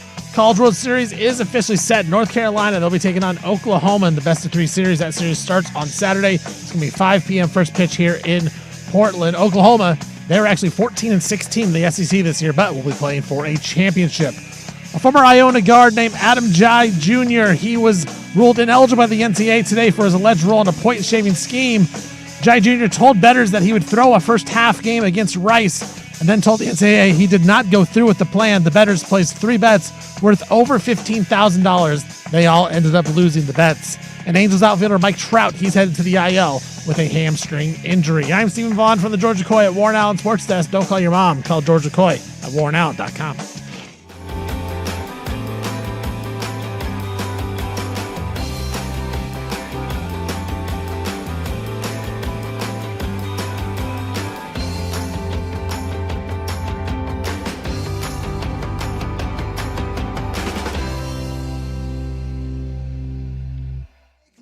Completely miserable. Stuck to a chair. Which one is this now? This is lit. This is the other This lit is the song. new fun game of which dad rock song are we playing? Yeah, this is the other lit song. This is Miserable. This is the one with the Pam Anderson. Yeah, this is the Pam video. Anderson video. Yeah. This is in honor of Steven's first concert tonight, which is Lit, Fuel, and Switchfoot. You'll never forget it. Never forget. My first concert was Billy Joel. It's basically the same thing. Pretty much. Yeah. I mean, they're on the same level. Front row, Portland Memorial Coliseum, Stormfront Tour, you, ALNA, Lit, Switchfoot. Come on. When you read the history of bands, Lit and Billy Joel, about the same. I had a good run. My first 3 shows, because when I was a kid, my parents would let me sleep outside of G.I. Joe's. So That's awesome. Yeah, back That's in the day. a great poll right Yeah, there. me and my idiot friends, we would go and like after school. So if tickets went on sale on a Friday, or it was usually a Saturday. So after school, we'd go down to the G.I. Joe's and we would mill around outside, and we start lining up at like 2:30, and then the tickets would go on sale in the morning, and we'd basically sleep outside of the G.I. Joe's. So we always got good seats. So my first 3 concerts that I ever went to, Billy Joel, Tom Petty, and then Guns N' Roses and Metallica. That was my pretty solid. Those are my solid first 3, 3. yeah. I feel pretty good because a lot of times you talk to people about their first concert, and you get like my age, you get like MC Hammer, you get like Paula Abdul, and believe me, I've seen plenty of. I went to Lilith Fair for God's sakes. You want to talk about lesbian single? I've seen plenty of sketchy, dodgy concerts, but I feel pretty good that those. I'll put my first 3 shows because I mean, one I cheated because I get 2, but. You know, Metallica, Guns N' Roses, Tom Petty, and Bill. Like, which one of those are you going to poke a hole in? I don't even know how to power rank those, to be honest with you. I think I can put up my Lit up against yours. So you get Lit, Fuel, Switchfoot versus Joel, Petty, Metallica with some Guns mixed in. Look, this is just concert 1. We'll see what happens in concert 2. It can only get up from here, right? Only can go up from here. All right, it is June 18th. Oh my God, in the year of our Lord 2026. That means it is time for In the News. I'm your noted news contributor sitting in for your noted newsman. We're off tomorrow for Juneteenth. We're back on Monday. Oh, and by the way, I know that's not today, but happy Father's Day to you, right, yeah. Stevie Dad. Thank you. To all you dads out there, because we won't get a chance to wish. This will be our last time before Father's Day. You have any Father's Day plans? Right back at you. Really, happy Father's Day to you as well. No, I don't. I dropped the kids off today with my parents, and I was talking to my dad, and he's like, "Hey, Steven, just want to let you know, Father's Day this Sunday. Once you become a grandfather, Father's Day is kind of out the door. Like, you don't have to come say hi to me or do anything." Oh, really? That's what he said. He said he understands, and I said, I got you, guy. I got you, dog. I'm gonna come visit you. Yeah, You don't have to. I try to go by and say hi, but I don't. I'm over the present day. Right. Like I don't need as a dad. Mother's Day, I'll get my mom flowers. Yes, for sure. But I always Father's do flowers. Day, no, no. we're not buy him doing a Coca-Cola. Yeah, we're not doing. Bring him a dad's root beer. Yeah, big gulp. Yeah, you're like here, but I like. I don't. Yeah, I don't don't gifts. need presents. I've told my kids a million times, and they don't. Like like my daughter usually bakes me something, and that's it. And I just want to hang out. I don't need presents. Just I like just like all kind of being together because I don't get that very often because my kids are kind of scattered. You know, I got one kid up on the Canadian border, another one in Korea, one that's milling around Portland somewhere. It's like they're spread out. So if I can get like everyone like on a Zoom call, that's all I need. And you're lucky enough where you got everybody under one roof, and embrace that because it goes quick. Yeah. I turn into one of those like sappy, like I just want everyone together. I just want to see everybody. I'm guessing my kids don't even know it's Father's Day on the weekend, so no, they won't do anything for me. So Coach Vaughn already got me stuff. I was gonna say, so Coach Vaughn gets you something for the kids. Yeah, like the hat I wore the other day, that was officially a Father's Day present. I'm wearing some Jordans today. Those were Father's Day presents, so I already got them. So I don't need anything. Does you don't get because your kids are young enough. You don't get like the homemade gift from the kids. Not Father's Day, Mother's Day they do. Mother's Day. Like my mom will have them like make stuff for Coach Vaughn. I don't think she does it for me. Because I still have a couple of those. Like I have a world's greatest dad trophy that my son made me when he was like 6. That's cute. It's a little paper mache thing. I love it. Still on my desk. That's great. Yeah. No, I don't think there's much Father's Day stuff. They'll do stuff for Mother's Day though, which is how it should be. People chiming in their first 3 concerts. This guy went George Strait, Queen, but with Paul Rogers, which is good. Paul Rogers, lead singer of Bad Company, but it's not Queen. Right. And then Garth Brooks, that's not bad. Solid. Prince is this guy's first. That's pretty good. Friend convinced me. Glad I did. Solid. It's a good effort. Now, if that was George Strait, Queen, and Garth Brooks, I'd give you a lot more credit. But Queen with Paul Rogers, I'm going to deduct some points for you. It's not the same. It is National Go Fishing Day, so maybe you can go fishing with your dad. I do love, my son's a big fishing guy, so whenever he comes home, we always like to go fishing. It's also National Splurge Day, so maybe you can splurge on your dad, or how about this, just go splurge on yourself. Right. That's the best Father's Day gift you can get. That's my thing. If I want something, I'll just buy it. Just get it yourself. I'll just get it myself. I know. It's like that's what happens when you're an adult. I feel like you can really start doing that. Yeah. It's like, yeah. That's why I always have such a hard time like getting gifts for people, like even for Coach Vaughn or anything. It's like, dude, you just buy whatever you want whenever you want it. Yeah. So how am I supposed to figure things out? I always feel bad too because like I get told I'm just particular about things. Right. And I appreciate it. I will be very grateful, but I won't use the gift and then they get mad at me. So this is where I'll push back. If you get me something and I'm like, oh, that is so thoughtful, that's so sweet, it's great, but I don't use it, and then like 3 months from then, I get in trouble because I don't use it. But if I say that I don't like the gift and I'll never use it, then I'm a Richard. So what, like, I don't like getting gifts because I'm a loser either way, right? I can't win. Either I immediately are like, yeah, to be honest with you, It was very thoughtful, but I'm just, but I hate it. I'm not going to use this. Or I pretend I like it, but then it sits and I don't, and now I'm a jerk. So it's just, am I a jerk now or am I a delayed jerk? Well, you don't expect gifts? No, I say, and my kids. Your presence is present enough. Yes, please just give me a hug, tell me you love me, and my daughter bakes me something. That's all I need. I don't need gifts. I just don't. Then I don't think that's on you. I don't think that's on you. If you're letting people clearly know that you don't need anything, you don't want anything, what more can you do? Like you're not shopping with these people. You can't remind them every second of the day. But if you tell them, they should respect your wishes. If you get me like a horrific pair of shoes, I'm not going to wear them if I don't like them. Or like I have kind of cauliflower ears. They're not horrible, but my ears are a little misshapen. So a lot of headphones don't fit in my ears. Like that's not my fault. So if you get me if you get me a pair of headphones and they don't go in my ears, what am I supposed to do? So I don't. So then later on she goes, "How come you never use those headphones?" And I'm like, "Well, they don't fit in my ear." And then she'd be like, "Why didn't you say something?" Because if I do say something, then I get in trouble. Yeah, then I'm a jerk. So I can't win. Like, so I'll be shirt. You never wear that shirt I got you. Because I hate it. I mean, mean, yeah. So it's just better. stay away. Yeah, Stay away. No one needs gifts. No. Moms want gifts. they do. Dads want, My dads want nothing. yes. They literally, I'm with you. All they want to do is tell him that you care about him and that you love him, and that's all they Yes. want. Food. Make him his favorite Right. thing. My gal makes Food and love. my That's gal all makes we want. a dominating fried rice and then some Japanese fried chicken, some karage, and I'm happy as pigs in S. That's all I need. Rub our feet, you know what I mean? And something good, and then just I'm great. I don't need anything. But it's always awkward, especially if it's like nice and kind of expensive, then you're like, oh my God. Right, because you feel obligated. You feel obligated. You're like, I know that's, and like she knows what I like, because I have a lot of hobbies.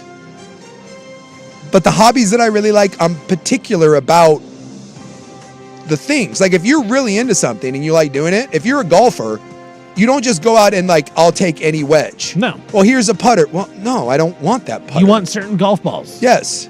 Like if it like Right. whether it's your bike or whatever your hobby is, like here's some tires. No, I don't like those tires. I like these tires. Here's a new seat for your bike. No, I don't like that seat. I like the seat I have, which is why it's a weird.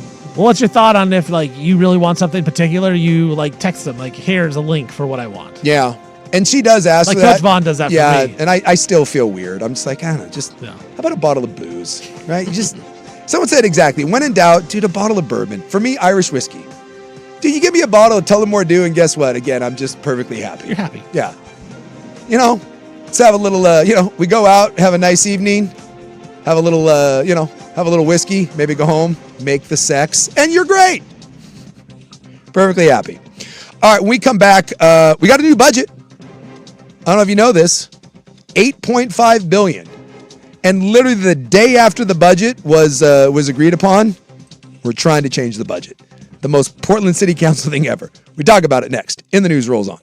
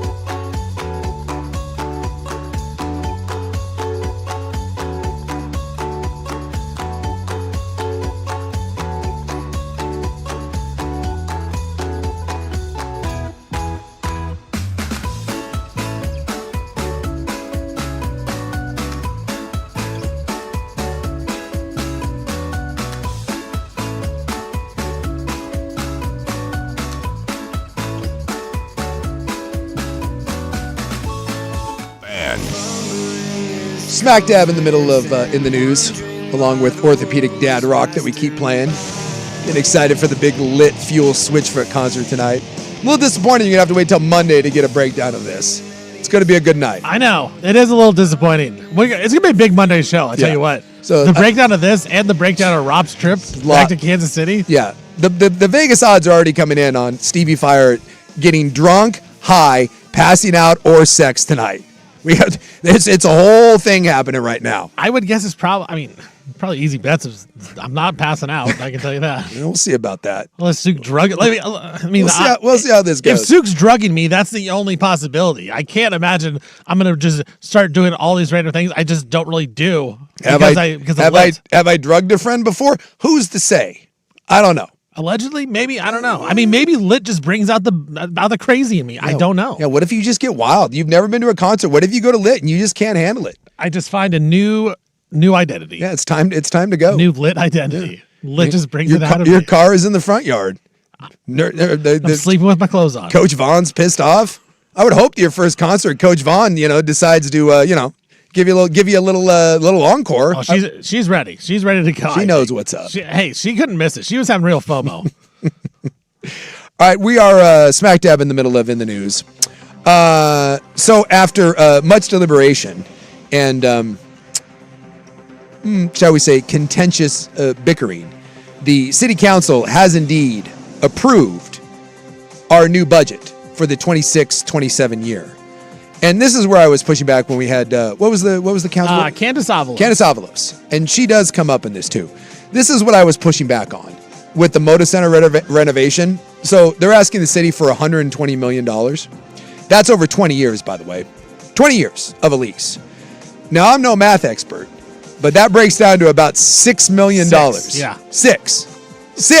That's it. I mean, $6 million a year. Okay, $6 million. I'd also like to point out that last year we spent $5 million. $8.5 billion. We spent $5 million on needles.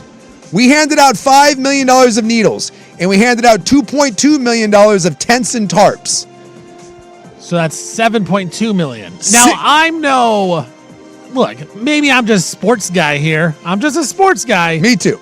I feel like you could have spent that $7.2 million on $6 million in motor renovations. I'm just saying. I'm not saying you have to eliminate all the needles. Do we need $5 million? $7 million for needles and tents. Can we cut it down to $2 million for needles? Can we get a deal somewhere? Can we wholesale some needles? Can we Costco this? Yeah, give me something. Did you guys try Costco? Well, I'm asking, if we cut our needle budget in half, what sort of effect is that having? No offense to the people that are needing $5 million of needles, but are clean needles the biggest concern that they have? I don't know. I'm not familiar with the inner workings. I'm more of a ancillary outside of the streetman sort of thing. I'm fascinated by it, but I'm not in the heat. But $8.5 billion was the budget, and here's where this rubs me wrong. Not that we did the 8.5, because we were running a $163 million deficit, which was a record. And I've always fascinated with, how do we miss by $163 million? Although, again, maybe to be fair, 8.5 billion, maybe 163 isn't that much of a difference, because that 8.5 is a huge number. But that 163 was a record-breaking deficit, so they had to close that gap. So they finally, after 30 hours of meeting over several weeks, they came to this and they said, cool, we're going to do this. So they did have to make some cuts, obviously. And some of those cuts affected some of the Portland Police Bureau, some of the fire department, some of the city services. Although no sworn police officers will be cut under the final plan, which is good. I don't think anyone's for, at least rational people. We don't have enough cops to begin with. Right. The final plan adopted a broad range of restrictions through city services, though. Things like the safety response team, things like that. Some of those things did get cut back. Some of these services. Literally the day after we passed an $8.5 billion budget, 5 council members, including Candace Avalos, who, again, I appreciate that she came on the program. So we closed the $163 million gap. We passed the budget. We said good. And the very next day, 5 of them immediately instituted a proposal to try to restore the services that we cut from the budget to close the $163 million gap. So if you pass the budget and you're like, hey, we don't have the $163 million, we have to make these cuts. Cool, we made it. What are we doing immediately the next day going back and being like, no, we still want those things? Well, they slept on it. They slept on it. The next day they said, maybe we're wrong. What are we doing? It doesn't make any sense. So this includes multiple bureaus, including 13 parks maintenance staff. And look, I don't want 13 park maintenance staff members to lose their jobs. But if we don't have the $163 million, why are we hiring park staff that we don't have? 2 311 customer service representatives, 12 unarmed public safety support specialists. That's the people that show up to deal with the streetmen because they don't want cops showing up to that. Again, do I want people to show up for the streetmen when there's a problem? Sure. But if there's no money to do it, why do we live in a world where our government thinks that we don't have money, but we're just going to spend it anyways? It drives me nuts. And a 24/7 service for Portland Fire and Rescue vehicles. So, we need someone 24/7 to service fire and rescue vehicles. So at 2 a.m, like if someone gets a flat tire on a fire truck, I know that's ideal, but sorry, that's not in the budget. That stuff drives me crazy. I would love for someone to explain to me how that works. Hey, we don't have the money. Cool. We're getting rid of these things. The next day, nope, I want those things back. Well, that's the problem is that there's no person that is in these type of jobs that would be able to explain what their rationale is, what their thinking is. This was Avalos's quote. It's clear that most of the city council agrees that the mayor's budget proposal included unacceptable cuts to public safety, parks, and other city staff. But you agreed to them. You signed the budget. So we didn't find a solution during the budget process. It's not too late. It is too late. You signed the budget. We have a budget. We have $8.5 billion. And if you can't make the city work with $8.5 billion, then you shouldn't be on the council. Why is that such a hard concept? That's like if I went home and I said, honey, I got an idea. We're going to Italy this year. We're putting on a new roof for the house. I'm getting a new car, right? I'm getting a new bike. I'm going to play golf 3 times a week. And then we looked at the budget and we were like, oh, well, sorry, that golf's not going to work. You can't go to golf and you can't go to Italy. You got to go to Spain and say. And I'm like, okay, cool. That's the budget. And then the next day I'm like, hey, guess what? Golf's back on. Golfing today. I'm golfing today. And I changed the flight. We're going back to Italy. No, you don't have the money. You don't. You don't have the money to do it. Welcome to the world of Portland. That stuff drives me bananas. Now, drives me bananas. I've only lived in Portland. I'm assuming this happens everywhere, or is assume, or is Portland just kind of one of a kind that? No, I just think it's government. Hey, I want this. I don't want my program cut. Do you have money to pay for your program? No, then you don't get it. Can you find the money from over here to pay for it? You're robbing. We all want things, but there's not enough money for it. So if there's no money for it, you make do. Hey, I need 20. I need 20 of the unarmed police officers. We don't have money for 20. We can get you 12. I can get you 12. I don't want 12. I want 20. Sorry, you're going to have to make do with 12. That's just the way it works. Right. That's the world. It doesn't make any sense. And so that's my thing is I want to hope and I want to believe that it's everywhere, but I also think this maybe just be Portland. And Portland is just pretty wild in what they do. And they just need to go look in the closet. Maybe there's a couple million in there. We never know. Or just open some more In-N-Outs. The In-N-Out opened up in Hillsborough. Oh, I saw some of the pictures, Holy cow. So it is live. If you want to go out to Tanasbourne, you want to go to the crossing there. I'm telling you. People were lined up for 14 hours today to get their hands on In-N-Out. That's insane. 14 hours. I'm telling you, just drive up to Richfield, go get it up there, stop at A&A, go gamble a little bit, and then go home. So they did say if you're driving through Tanasbourne, be aware this is causing a bit of a traffic kerfuffle. I guess it's already pretty crappy out there, but I guess just don't go out there. That would be my advice. They just said if you're going through there, just be prepared. Right there on the Town Center Drive, it is. There does seem to be a massive humanity. It's a big thing out there. Like the mayor came out and they had a big ribbon cutting ceremony, and yeah, some people were lined up for the first people lined up 14 hours early to be the first. I think it was 10:30 in the morning when they opened that there up, and I think they got a commemorative hat and like a coin. I think that's called unemployment. I don't know. I saw like families out there. It was a whole thing. By the way, that Freddie guy of the German guy that's traveling around for the World Cup, yeah, he inadvertently weighed in on this. Because, they're stopping at all the American places. Right. And you know what he said was his favorite burger that he's had? In-N-Out. In-N-Out. So now the In-N-Out burger, it's like In-N-Out and Whataburger going back and forth. He ate it both, and he said, according to one random German. Which is what I put my stake into, is this guy. This guy seemed very credible. Yeah. All right. In-N-Out. There we go.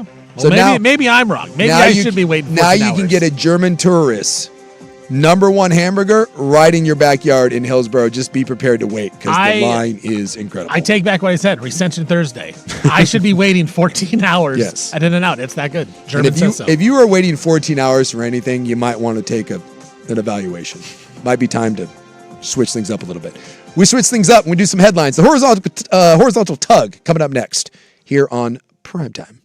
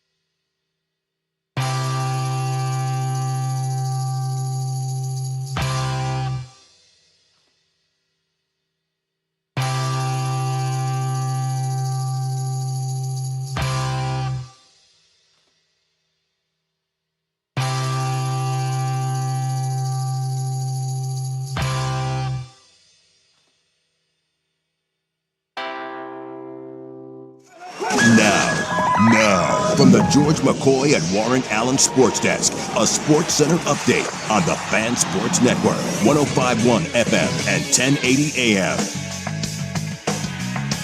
This update brought to you by Langdon Farms Golf Club. Langdon Farms Golf Club. Good or bad weather, the golf course is always the driest around.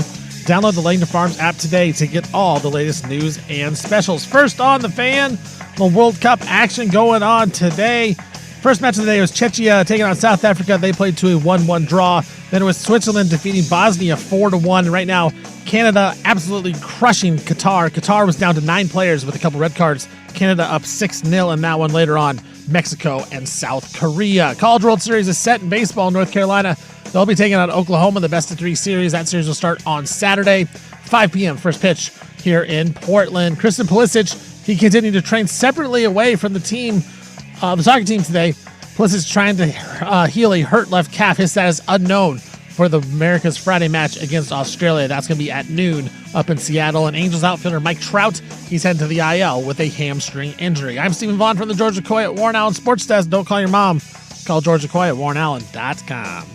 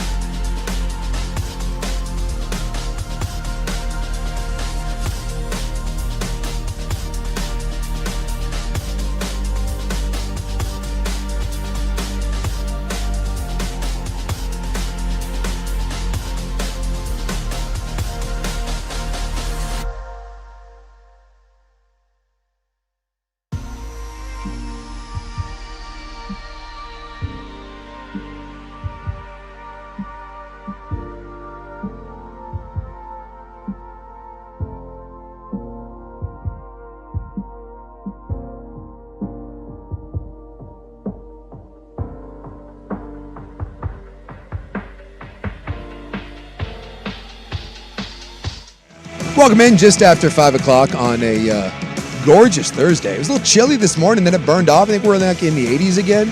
Setting up to be a perfect weekend.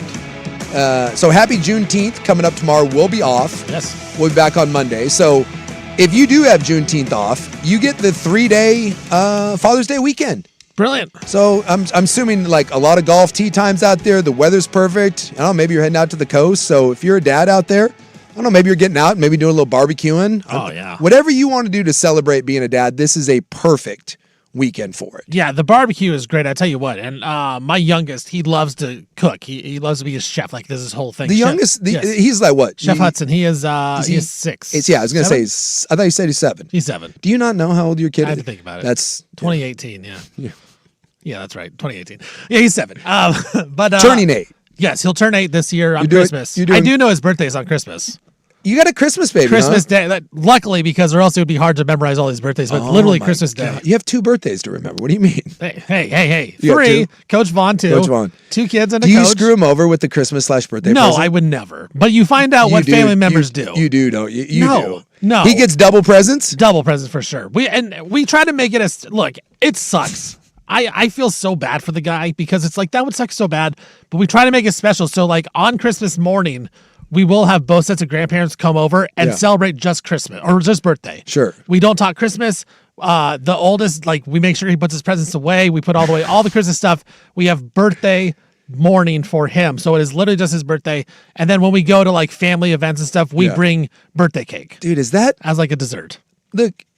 So this is what's this one's name? This is Hudson. Hudson, my man. That's the worst birthday in the world. 1,000,000%. Like I was trying to think of a worse day that you could have your birthday on. It's not. You can't. You're sharing your birthday with Jesus. You're always number 2. You're number 2 no matter what. No matter what you do. No matter what. That guy could cure cancer and it wouldn't matter. No. He's not Jesus. No, he's not.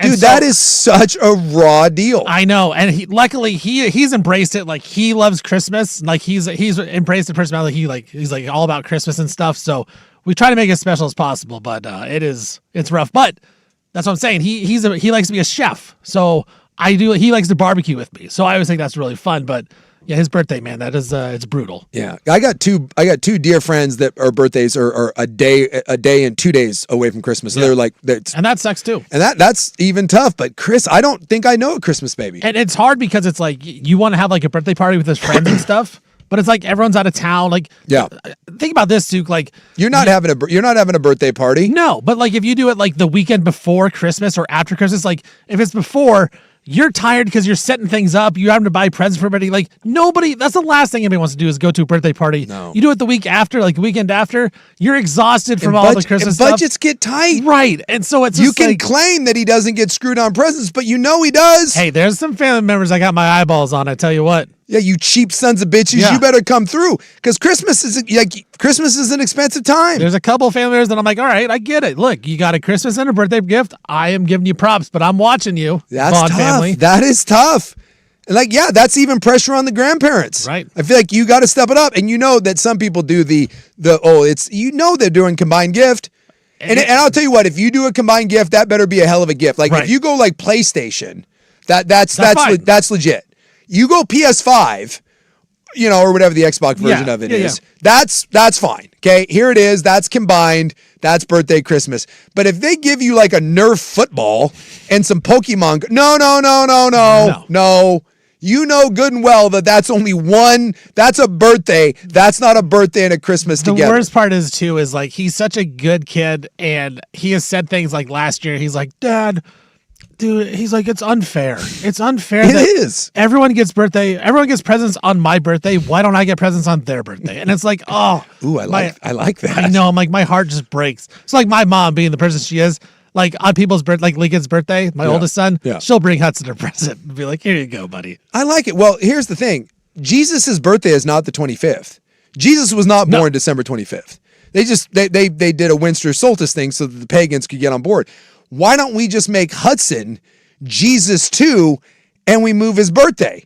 Hudson, my man, I feel like me and their kids, we're already forming bonds. I feel like me and the Vaughn kids, I'm going to be the degenerate. I don't know do you have a degenerate uncle? I have an uncle, but he has uncles, but not degenerate. See, I feel like I'm going to be the degenerate. If you stick I'm around down with that, you stick around for this show, I'm already getting your oldest kid a bootleg jersey.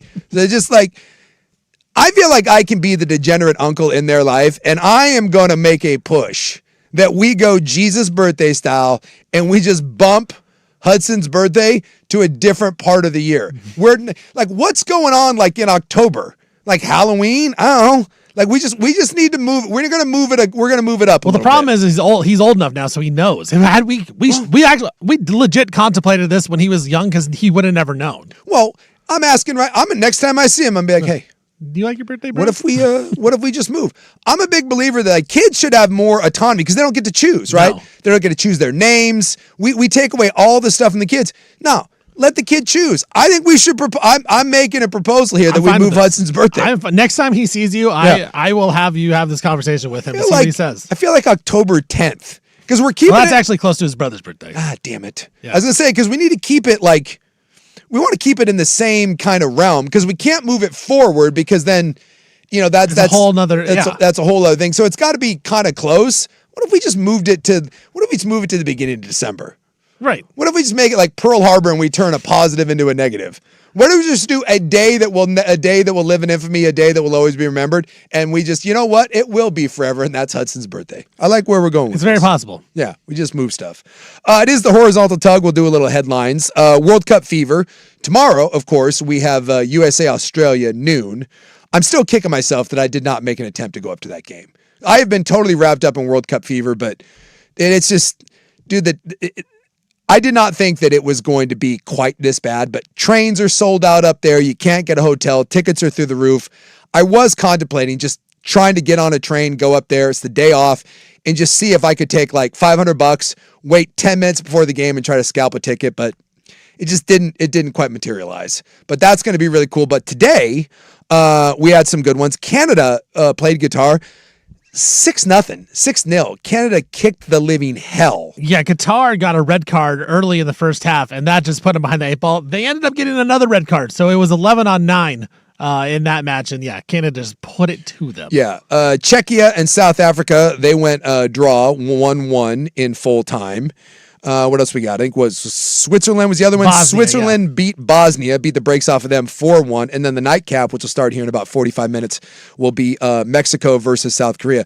And that's kind of fun because those are the two, that's down in Mexico. Yes, that's they're playing in Guadalajara tonight. Yeah, and the first game where that was in Mexico City, and that was where all the South Korean fans were partying with all the Mexican fans.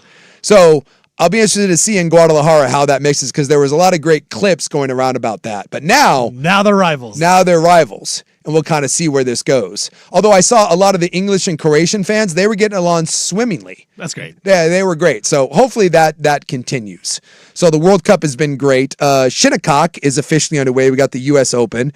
And lo and behold, Oregon's own Wyndham Clark is your leader right now. He is through 14, and that has been postponed, by the way. The whole round got postponed. Everything got moved back. There was a bunch of fog issues this morning, and the course was playing really tough, but it is a pretty good leaderboard. So Wyndham Clark is through 14. He's 600. That's your leader. Dustin Johnson apparently has stopped doing blow long enough. He shot a buttery 4 under right now, again, through 14. Matt Fitzpatrick is at 3 under. He's through 15. And then you got a bunch of other guys that have finished, including Roy McIlroy. He's in the clubhouse at 1 under. Still out on the course through 12, though. John Rahm is at 2 under. DeChambeau at 2 under. So Ludwig Ardberg, he's 1 under. He's in the clubhouse. So it actually turned out to be a pretty good leaderboard through the first round at the U.S. Open at Shinnecock. Although, again, they'll wake up and they'll finish out that round tomorrow. Some of the course conditions, because I didn't get to see a lot of that. I tried waking up this morning and catching some of it on the East Coast, and the course was playing diabolical. I saw a couple times where guys were chipping it within like 5 feet of the green and ended up just rolling off. I mean, that's like the U.S. Open is supposed to be the test of tests. The fact that Wyndham Clark is at 6 under right now, that is quite impressive. What else we got going on out there? The Save College Sports Act, that apparently through all its changes, and we talked about that earlier, that did pass a House committee vote. So that will now, it has to go before the entire House for a vote. And that will go sometime before November, it has to go. And so if you don't know, that's the one that is now basically trying to roll back the rights of student athletes. And this thing is going through many, many changes. Some of the new ones that got proposed today that came through, it would limit conference movement. So basically, if you are in a Power 4, it locks you in to your conference. There will be no movement. That means the SEC, the Big Ten can't expand, but it also means that in the Big 12 and the ACC, you can't leave your conference. So Florida State or whoever, or Texas Tech in the Big 12, they would be locked in. So while this is gaining some support and that it will go to a full vote, what version of it goes through, we still don't know. And kind of reading through some of the experts, it still sounds like this is a long haul. They say it's a long shot to kind of get this thing passed, but they're also saying that this is the best chance. If this one doesn't go through, they're not certain that if another attempt at federal legislation will be pushed through. So something to keep an eye on over the next few months, and I'll spare you some of the details because it's crazy how many of these things are kind of being added on the fly. I'm going to go through one of the guys I follow, one of the lawyers, had a great summary of this. I'm going to go ahead and try to pull this up. What do you say? And by the way, the Big Ten and the SEC still against this. The NFLPA and the NBAPA supposedly had come out in support of this. They retracted their statements today, and they basically said that while they appreciate that this is trying to do good things for the athletes, that still in this form, that more things need to be worked out for player protections. So it's a little wonky in the way it's written, and right now it has tenuous support. One of the best things that I've heard from this is there's this guy Scott Snyder, and he's a contract lawyer. We're trying to get him on the program. He kind of points out that college athletics as being viewed as one big mass. He says that the SEC, the Big Ten, Big 12, Ivy League, Patriot League, SWAC, D3, all these commuter schools, they should not be allowed or should not be forced to play under the same model. Some schools can and will compete in the professionalized high-revenue version of college sports. Others should be able to build a different model with sports regionality, identity, and athletic development. The obsession with one national solution for 500,000 plus athletes is part of what keeps making the problem worse. And when you read through this bill, that's the thing that to me is the biggest problem with this, is that you are literally trying to make everyone play by the same rules, which is why the Big Ten and the SEC are pushing so hard against this. You're basically trying to say, you guys are too big and powerful. And instead of trying to come up with a solution that works for, I don't know, the top, let's say 50 schools that can afford this, they're basically saying, well, no one else can afford it. And if they can't afford it, you guys don't get to play this way too. And they're trying to basically bring everyone back kind of in uniformity where it benefits, I don't know, let's say 70% and it hurts the top 30%.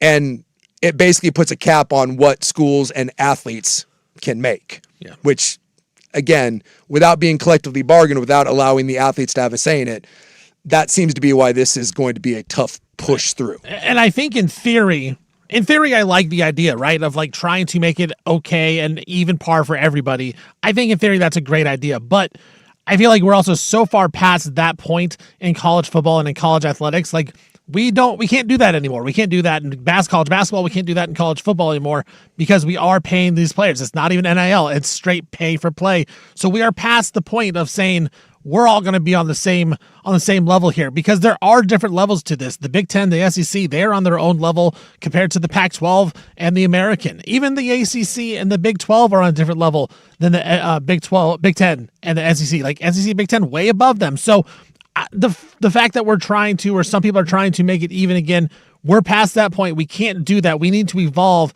And I love the fact that we are trying to figure out what's best for the players. But we're also not talking to the players. We're also not getting their input. We're also not hearing anything saying this bill would favor the players. Like we're not hearing players say that. No. So, look, I think it's great to try to figure things out and try to make it as even as possible. But I also know that it's never going to happen because of where we're at. And so I think we do need to evolve and try to make it what's best for everybody. And for me, like, I don't want the SEC and the Big Ten to break off and do their own thing, because I think it is great. I still think it's great that we can have a college football playoff where you're pitting the top of the SEC against an underdog in Boise State, an underdog in the ACC, like SMU making it. I think that's great. I think that's great. What makes college football great as a sport? But if you keep pushing the SEC and the Big Ten into a corner, they're going to fight back, and they're the bigger bully, and they can really pull some weight. And I will say this to the end of the days. There are some, probably not some, a lot of SEC fans who live in the South that do not care about anybody else in the country but the South. They care about South Carolina taking on Mississippi State. They don't care about Oregon taking on Washington. They don't care about that game. So they will only watch the SEC. And so if the SEC breaks off, they are still going to have a huge fan base that cares about that conference and will watch that conference till it dies. And there is an SEC champion that they will then consider the national champion. This bill that they're trying to push through is such a radical shift. Right. It's we started out with this model of amateurism, and then it swung the other way so hard. And now they're trying to swing this back completely the other direction, where they really are trying to kneecap basically anyone making money. And I mean, they're literally putting an artificial cap. I mean, think about that. Imagine being in a conference and not legally being allowed to leave it. Just like, no, you can't go. Imagine the Big Ten not being allowed to add a school. So basically Notre Dame as it is would be forced to stay where they're at. They wouldn't be allowed to join a Power 4 conference. It's like, no. Like you're putting, it really is insane when you look at some of the things that are in this thing, and the idea that the free market says that you can pay athlete X and then coming in and being like, no, he's not worth it. No, he can only make this much money. So until we start getting realistic about this and realizing that you can't punish people for being successful, because that's all this is. You're just saying most of the people can't play in the game that Ohio State and Alabama and Oregon are playing in.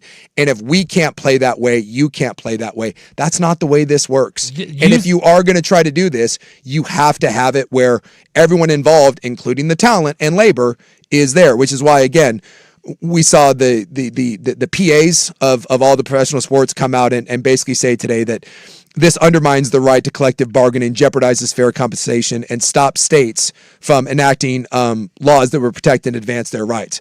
So you're already seeing pushback coming from people that were in support of this, that upon further review are like, whoa, this would be unprecedented basically in the world of billion-dollar businesses, to have something like this go through. Well, you said the word realistic, and that's what they need to go with, because it's not realistic to go back to the way we were. We don't have a Pac-12 that is full of teams on the West Coast that we all know and love. We don't have that anymore. And it would also stop the schools like Oregon Right. State. You are not climbing above your status. You're screwed. You're screwed.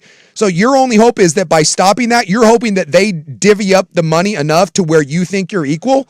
And if you think that we're going to live in a world where Ohio State and Alabama are going to share their money with Oregon State to be on par, or you think that's going to bring you up, that's just not going to happen. But that's the thing, is realistic. You got to think realistically, and I don't think a lot of these people are. They're not thinking realistically, and they're trying to say, nope, this is the way it was. Well, guess what? Realistically, we're not the way it was anymore the last 6 years since COVID happened. Once COVID happened, it changed the game of all the recruits coming in, all the guys with eligibility, and then NIL came in. We are not in the way it was. We have to realistically think, how can we benefit the sport? And people are not doing that. They're doing it for whatever benefits themselves or their school, their alumni. I said this about Sorsby, that when that came out and the judge said, nope, you can play. I said, yeah, just stick around. I said, the blowback on this will be enough where this isn't going to happen. This left a committee today and now goes to a larger vote. I still don't see a way.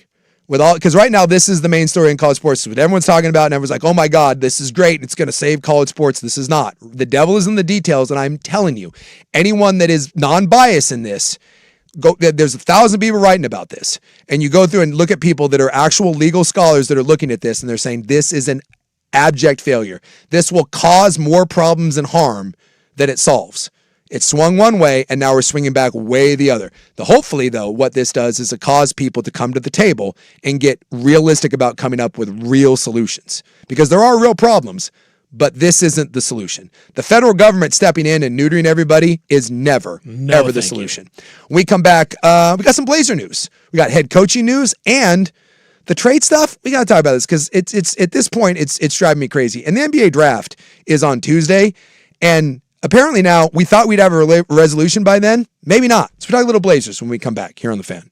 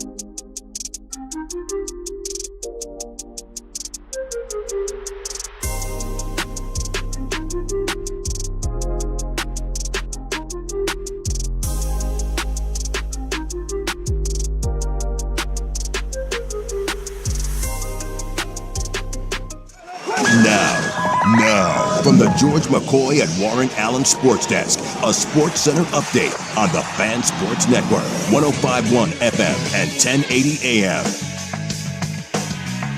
First on the Fan, World Cup update from today. First match was Czechia taking on South Africa. They played to a 1-1 draw. Switzerland then defeated Bosnia 4-1. Then Canada, up in Canada, took apart Qatar 6-0. Up next at about 6 o'clock will be the, when they drop the ball there, it'll be South Korea taking on Mexico. For the United States, Christian Pulisic, they continue to train separately away from the team today. Pulisic is trying to heal a hurt left calf. His status is unknown for Friday's match against Australia, which will be at noon up in Seattle. College World Series is set. North Carolina will be taking on Oklahoma, who defeated Georgia last night. It'll be a best-of-3 series between the Sooners and the Tar Heels. That series starts on Saturday, 5 p.m. first pitch here in Portland. Oklahoma wanted the underdogs coming in. They were 14-16 in the SEC Conference this season. And Angels outfielder Mike Trout, he's heading to the IL with a hamstring injury. I'm Stephen Vaughn from the George McCoy at Warren Allen Sports Desk. Don't call your mom. Call George McCoy at warrenallen.com.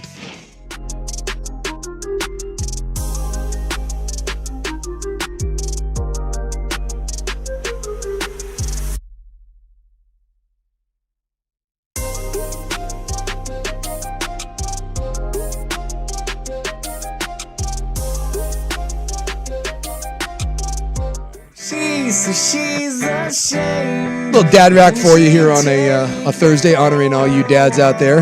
Head on up to A&A with us tonight. Catch a little lit and Switchfoot. Fuel. This one's fuel right here. This is fuel. I do like dad rock. Does it really matter? It's like yacht rock, but dad rock. This is just, it's orthopedic rock at this point. Orthopedic rockapella. Now, someone did say that be aware that lit kind of does a country thing now, so. I saw that too. I'm a little worried now. Tell you what, are we getting country lit? Country lit. I don't know that I'm ready for country lit, Sook. Dude, when I go on my walks, I take my dog for a walk in the morning and at night, and I usually just listen to especially at night, I'll just turn on like Spotify. I do the DJ thing. It's just like, just whatever you like. Whatever you like, and it kicks out random things. And I find some decent artists that way. I'm like, oh, that's good, and I'll like a song, and I'll go and see, who likes it.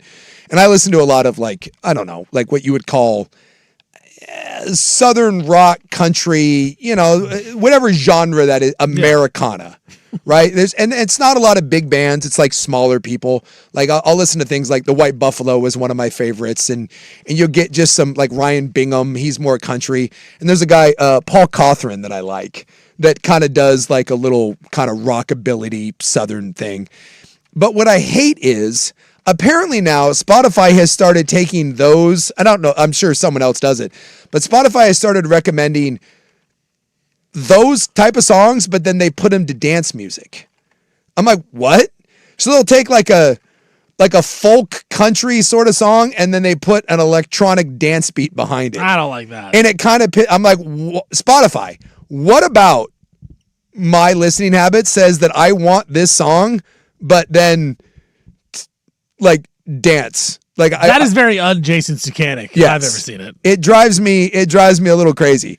Because I'll be like, I like this guy. And I'm like, wait, I don't know this beat. I don't like this. Yeah. So no offense, but lit. If I go there tonight, I'm going to hear 2 songs. And if you play me those 2 songs, but you do it like with a country twang, I'm not going to be happy. We might riot. Yeah. Whatever you did in 1998, just do that. This is what we want. I don't need to hear your new stuff. Just play the 3 songs that you have. Play them exactly the way they sound on the album when I was in college, and I'll be happy. I can tell you, no one is there to listen to country lit. No.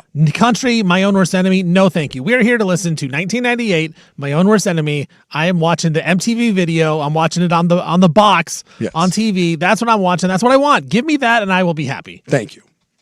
Don't try to get... Stay in your lane. Yeah, stay in your lane. Stay in your lane, Lit. Give me my orthopedic dad rock. I hope Lit is listening as they're driving up to A&A right now. Stay in your lane, Lit. Someone did ask if we wanted to have the Lit guitarist on. I guess like someone here like is friends with one of the guitarists. He's like, hey, do you want to have him on? And it's probably a good thing that like we didn't get back to that guy, because if that would have been my question, are you going to play country? Because I'm not here to hear you play country. He's like, well, that's what we're doing now. No. No, you're not. No, you need to go back to the Lit lead singer and say, yes, we're going straight Lit. Yeah. I want to talk some Blazers here, but I also saw this. Do you know that we have professional women's softball coming to our fair city? I did not. I didn't know either. That's great though. I was flipping through today because there's not like a lot of stuff going on today. It's kind of a soft day. And apparently there is a professional softball league, the AUSL. And we have a team. I guess it started last year, and it was like the old UFL, like football, where they had 4 teams, but they just played in like one mass, and they would move around city to city.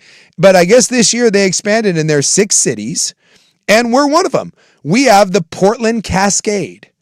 And the Portland Cascade, they're playing out at the Hillsborough Hop Stadium, which is kind of weird because it's a baseball stadium. But like when you look at the photos of it, they just like artificially drew the mound like in the middle of the grass, and they moved the bases in. Kind of like for like a celebrity softball game. Yeah, they would do. But the fence, it looks like it's still the same distance, so I'm guessing there's not a lot of homers hit. But I don't know. We now, I didn't know we had this, but tonight, and I guess they're saying it's sold out. So if you're looking for something to do, I guess don't go to the Hop Stadium because it's sold out. But yeah, Portland Cascade, the newest expansion team, and it's called the Athletes Unlimited Softball League. Yeah, which again seems a little weird. I have heard of that league. Like they do more than just softball. I believe they do other sports as well. Well, we're playing the Oklahoma City Spark tonight. Yeah, they're doing a Cascade Rally flag giveaway. Yeah. So I guess the Cascades, and by the way, this isn't the opener. They've played 6 games. So the Cascades have gone 4-2. Season started June 9th, and they're on a 3-game winning streak. And so I guess it launched last year. They expanded, and we have a team. Tell you what, they have a game on Sunday. If you Father's Day want to go out there, free 200 dads in attendance, free donuts. Look at that. I mean, I might be going to a Portland Cascade game on Sunday then. So now we've got the Blazers, we got the Timbers, we got the Thorns, we got the Fire, we got the Winterhawks, we got the Bangers, we got the Pickles, and now we have the Cascades. Am I missing anyone? I think that's it. Is that it? The other teams. Oh, we got the Cherry Bombs. The other teams in this league: the Chicago Bandits, the Carolina Blaze, Oklahoma City Spark, Utah Talons, and the Texas Volts. I don't know that I like that. I like Portland Cascade the best. I had no idea that we had women's softball, and nor I look. The chances of any of these things succeeding are slim and none. But hey, I also saw too. They launched a professional women's hockey league. They had the draft the other night. So women's sports is certainly on the come up. They're having their moment, but man, to get these leagues to hang around, that's a tough putt. The WNBA lost money for a quarter century. And now the WNBA is actually, they're thriving. They're popping. Again, went to my first Fire game last night. Place is nuts, dude. Like 12, 13,000 people going nuts. Great. A lot of support. But remember, they had to struggle for 25 years. And the only reason they survived is because the NBA subsidized them. Well, and even the NBA struggled when they first started. Yeah. Like they were saved by Magic and Bird. Yeah. So I mean, it's one of those things where, yeah, it's going to be tough. But I mean, every time the College World Series comes on for softball, I'm tuning in. Yeah. Like it's one of those things is can you capture it outside of that event? Yeah. I like watching softball. I am so with you. Yeah. If I see softball on the TV, ended up watching. We watched it numerous times. Yeah. And this year was the national title was it was Texas Tech and Texas. Yeah. Right? Or was it Texas Tech and it was Bama? Texas. No, I think it was Texas and Texas Tech. I'm almost positive that it was that because Texas had that this is the most like dominant girl that was just absolutely killing it, and I know Texas Tech was in because we were all rooting you're against right. Texas Tech. Yeah, so I know that kind of ropes me in. I just don't know on a professional level, but like Jenny Finch was a big deal for a while. I just don't know. I at some point is there too much saturation? But women's sports certainly, if there is an opportunity to capitalize on something right now, it is women's sports. Mm-hmm. Like people are paying attention. And so kudos to you for trying to launch that. Hopefully it's successful. I just had no idea. I hadn't heard one bit. And I was like, usually we would hear about that kind of stuff. Yeah. Kind of went under the radar there. Yeah. Under the radar a little bit. But hey, we now have a new team to support. And the fact that the first game was sold out, someone's paying attention to it. So go Portland Cascades. I guess it should be the Hillsborough Cascades, but because it's the Hillsborough Hops, but it's Portland, but they play out in Hillsborough. So I don't know. That's your newest team. When we come back, I do want to touch upon the Blazer stuff because we have coaching news. And I would hope, this is my hope, because I've been pretty pro Tom Dundon. I haven't even necessarily been pro Tom Dundon. I've been anti what I feel is Bush League coverage of Tom Dundon. I have no idea if Tom Dundon's going to be good or not. I just think the coverage of him is ridiculous, and I think it's being led by people with sour grapes. I think people have been puppets for people that were losing their jobs and losing their access, and I just think the coverage has been kind of BS. So it's not even that I'm pro Dundon. I'm just anti the way we've handled that transition as a media and as a general public. That being said, I want to see a hire. By the time we crack the mic on Monday, and by the time we head into the NBA draft on Tuesday, Portland should have a coach. We thought we were down to 2 when Thiago Splitter got hired by Chicago. Well, apparently now we're not down to 2. We're back to 3. We also thought there'd maybe a resolution with Giannis. Maybe not so fast. So we're talking a little Blazers to close this thing out when we come back here on The Fan.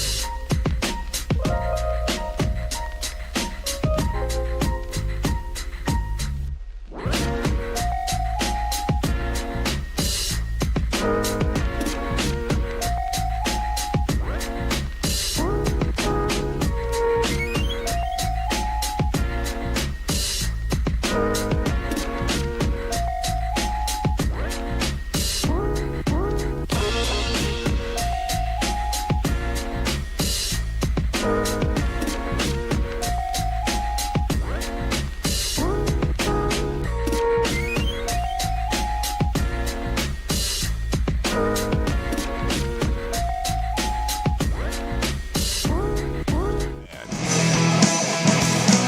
want to touch upon the Blazer stuff here, but real quick, because every time we talk about women's sports, there's always the negative Nancy's that come in that love to crap on it. Like we were talking about the WNBA earlier, and someone was like, give it a couple years and see where this is at. Look, I'm the first one to admit that women's sports is not, obviously, it's not as good as men's sports. It's just not. They're not as athletic. They're not as big. They're not as strong. They're not as fast. Going to the WNBA game, you won't confuse that with an NBA game. I've even said sometimes it's a tough watch. Layups are a struggle. Like it just is. There's a lot of turnovers. It's sloppy play. We all know a good high school men's team would mop the floor with the WNBA. And so you do get these kind of the people that say, why would anyone go watch that? Because it's fun. Someone said on here with the women's sport thing, I mentioned we got the softball team out there. Someone says, my niece plays for the pro women's team in Vancouver. Said she saw a game in April at Climate Pledge, and there was about 12,000 people in attendance. Really fun atmosphere, great game, highly competitive, and was great seeing it in person. Exactly. If you go see a women's professional hockey game, it doesn't have to be an NHL game. If you're a guy that goes in to watch a women's sport, whether that's the WNBA or the new professional hockey league, or you go watch a Thorns game, or you go watch a softball team, and you compare that to Major League Baseball, yeah, you're going to be disappointed. But that's like saying going to watch a college game. Why would I go watch college football when I can watch an NFL game? Because I assure you that college football is nowhere near the NFL. I played in both. I was an All-American in college. I was one of the 3 or 4 best players at my position in college. Guess what? I was one of the worst players in the NFL. I went from being one of the very best to one of the very worst. I can assure you those two games are not the same. Why does anyone watch high school sports? You're telling me I go watch a high school or a game in anything that I'm getting high-level play? To hell I am. I can go watch the best men's high school team in America, and 2 of those guys maybe go on and do anything. But why do I watch it? Because it's fun, it's entertaining? We've got to get over this notion with women's sports that it's about having this truly elite level. Serena Williams even admits she'd get mopped by even a decent professional tennis player. That's the greatest women's tennis player of all time. And she says, dude, I want nothing to do with playing a man. Does that make watching Serena Williams less? Why? Because Roger Federer is better than her? You don't have to keep comparing women to men. Sometimes it can just work. And I think what you're seeing right now is you're seeing the rise of women's sports. You're seeing people that say this is affordable. It doesn't cost me an arm and a leg to go. I can bring my whole family. I can show my daughters, and it's fun. And the women are kind of embracing it, and the women, especially in the WNBA, are kind of playing up the fashion side of it. They're like, hey, we're using some sex appeal here. We're independent. We're making our money. Advertisers are getting on board, and we're starting to find out that there is an appetite for this. Whether you like it or not, whether you think the product is good or not, there's an appetite, and it's growing. And so for these people that say, well, in a year or two, this is going to be dead. No, it's not. Now, I don't know if women's hockey or women's softball is going to take off, but the WNBA isn't going to disappear. Women's sport isn't going to roll back to the way it was in the 80s when no one cared. That ship has sailed. It just has. And it doesn't mean that the product on the floor or ice is as good as what the men put out, but it's different. And sometimes different works. Not every movie that's successful is Saving Private Ryan and wins Oscars. Sometimes Dumb and Dumber works. You can go see one movie and enjoy it and appreciate one that's a low budget film. I can go watch a Marvel movie and then I can go watch an independent film.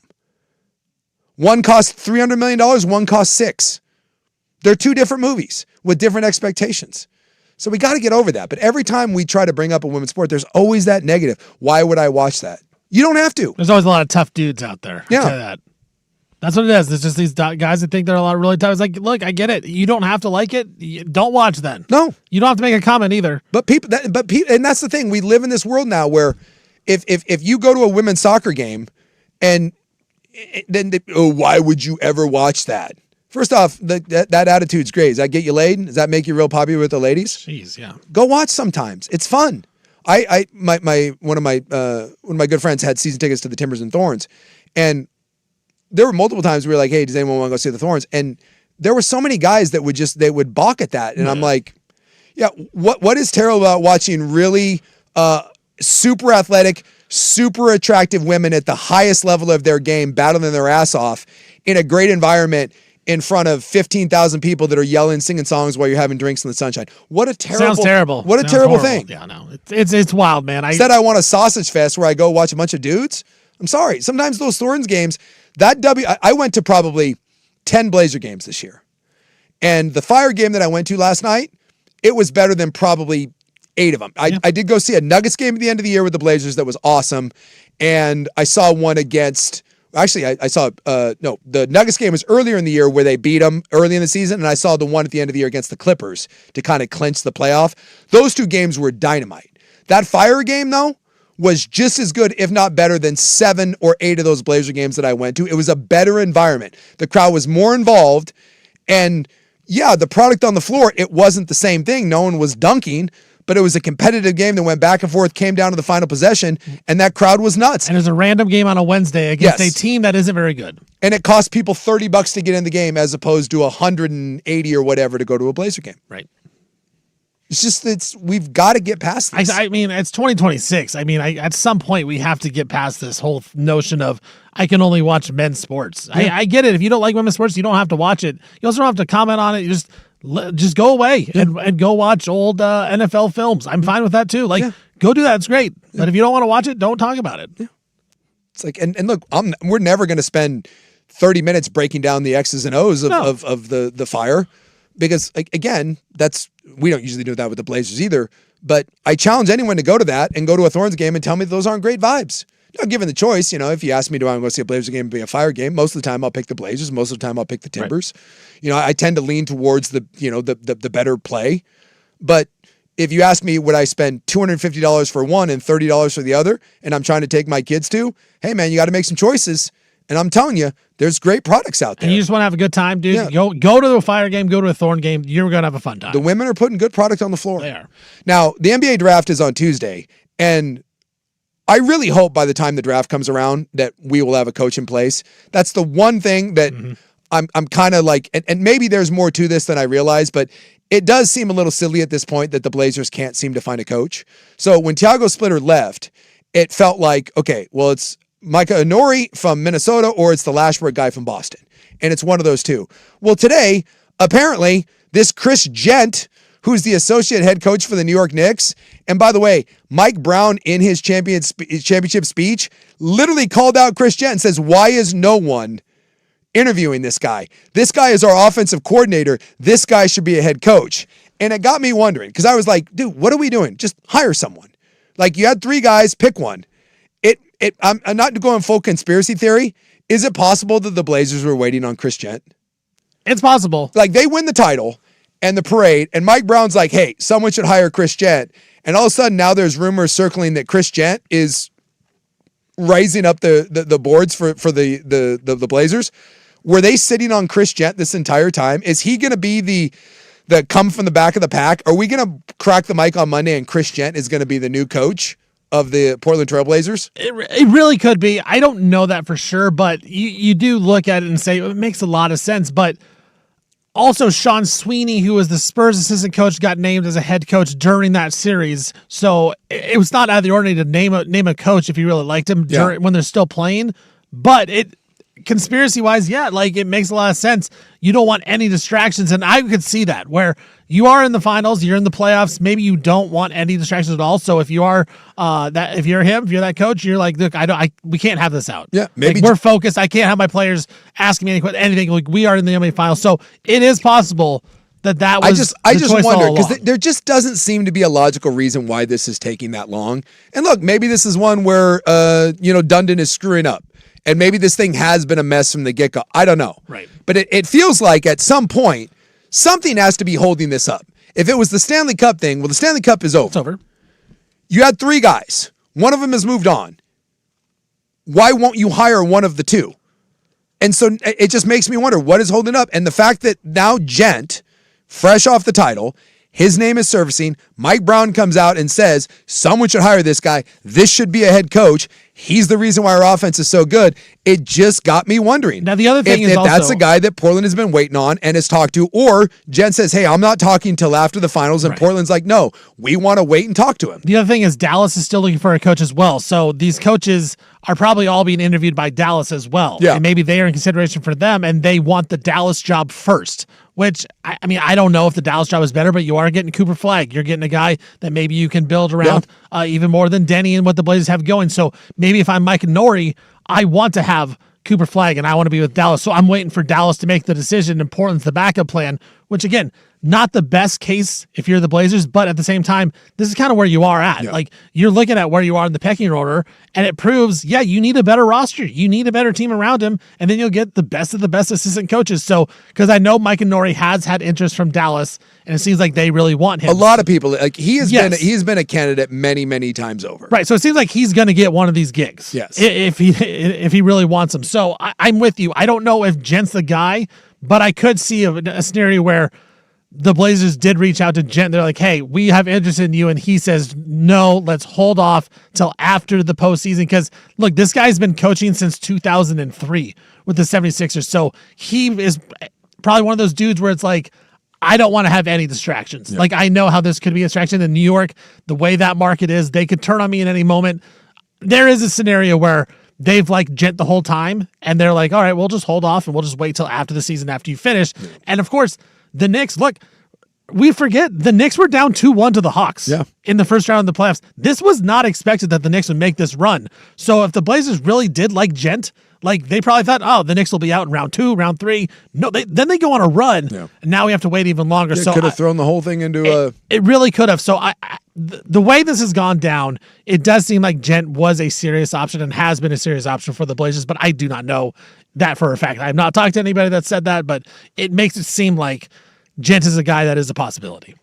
So I'm just hoping, fingers crossed, that when we crack the mic on Monday, whether it's Gent, Lashbrook, I hope we have a coach. If you're a betting man, would you bet yes or no the Blazers have a coach by the draft? I think so. I think so too. I don't think you have to, but I'm with you. I haven't been super critical of Tom Dunning because I don't think he's done anything necessarily. The worst thing he's done was not bring the G League players to the playoff game for one game, and he fixed it. That's the only thing I can argue that's like, okay, that's terrible. Yeah. If he doesn't have a coach by Tuesday by the draft, I'll say, look, this is bad. This is not going the way it should be going. Unless there's a reason you come out and after the fact they're like, hey, this is what took so long. Like, if you were really waiting on Gent and Gent, like, you need a couple days, like, I get it. Right. Like, if you've had this guy pegged all along and you were waiting it and you like, look, this is the guy, then I hope that when it's hired, you come out and say, hey, this is what took so long. Because at this point, it does feel, although, like you said, you're not the only one. Dallas is in this market too. And Chicago just hired there. So it's not like we're taking, forever. But it does feel like it's getting close to kind of Esser get off the pot. And, we also thought that by the draft we would have the Giannis thing figured out. And today it was reported that maybe Milwaukee isn't thrilled with the offer. There was a report today from Full Court Press that the Blazers were willing at the trade deadline to offer 4 first rounds and players for Giannis, even without the guarantee to sign the extension, and now they're not willing to do it. And remember, Dunton did say there was deals out there. There was deals out there. And it is the quote today was, it is strongly believed that the Blazers are no longer willing to go to such lengths as it has been conveyed to them that getting such an extension is unlikely. So Milwaukee is supposedly today, according to Chris Haynes, Milwaukee is not been floored by any of the offers, nothing that they're willing to pull the trigger on. And that would make sense if Portland is offering less than they were at the trade deadline because they don't believe they can sign Giannis to an extension. And he also said that Milwaukee may go past the draft, that this may go into free agency. So we were hoping that we'd get a resolution on the Giannis thing and a coach by Tuesday, and maybe not. Yeah, maybe not. So we shall just wait and see. What we not have to wait for is the club coming up next.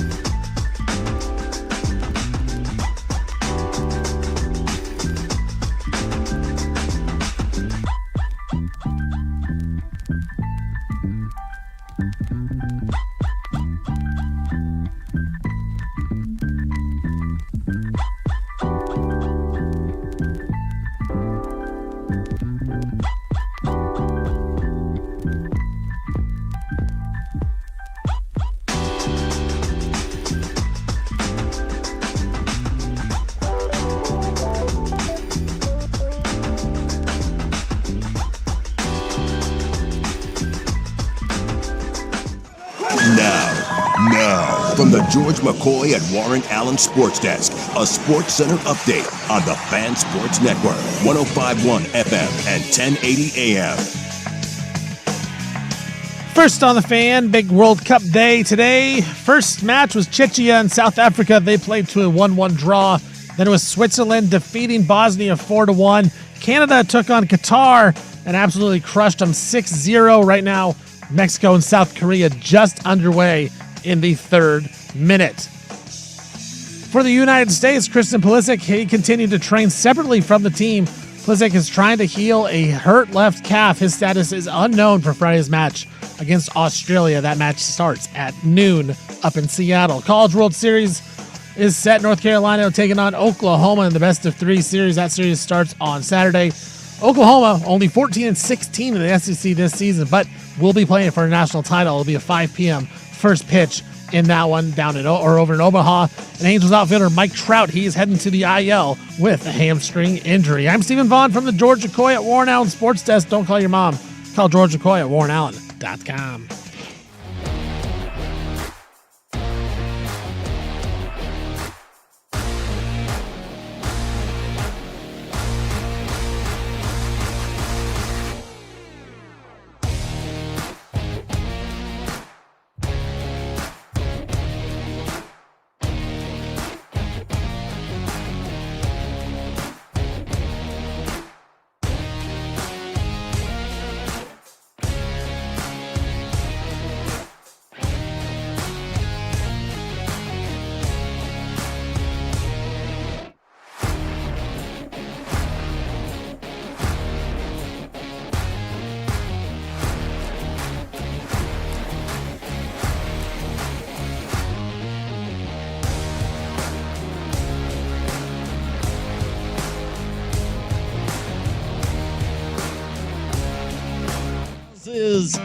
Google me, bitch. Oh no, oh no. Well, my.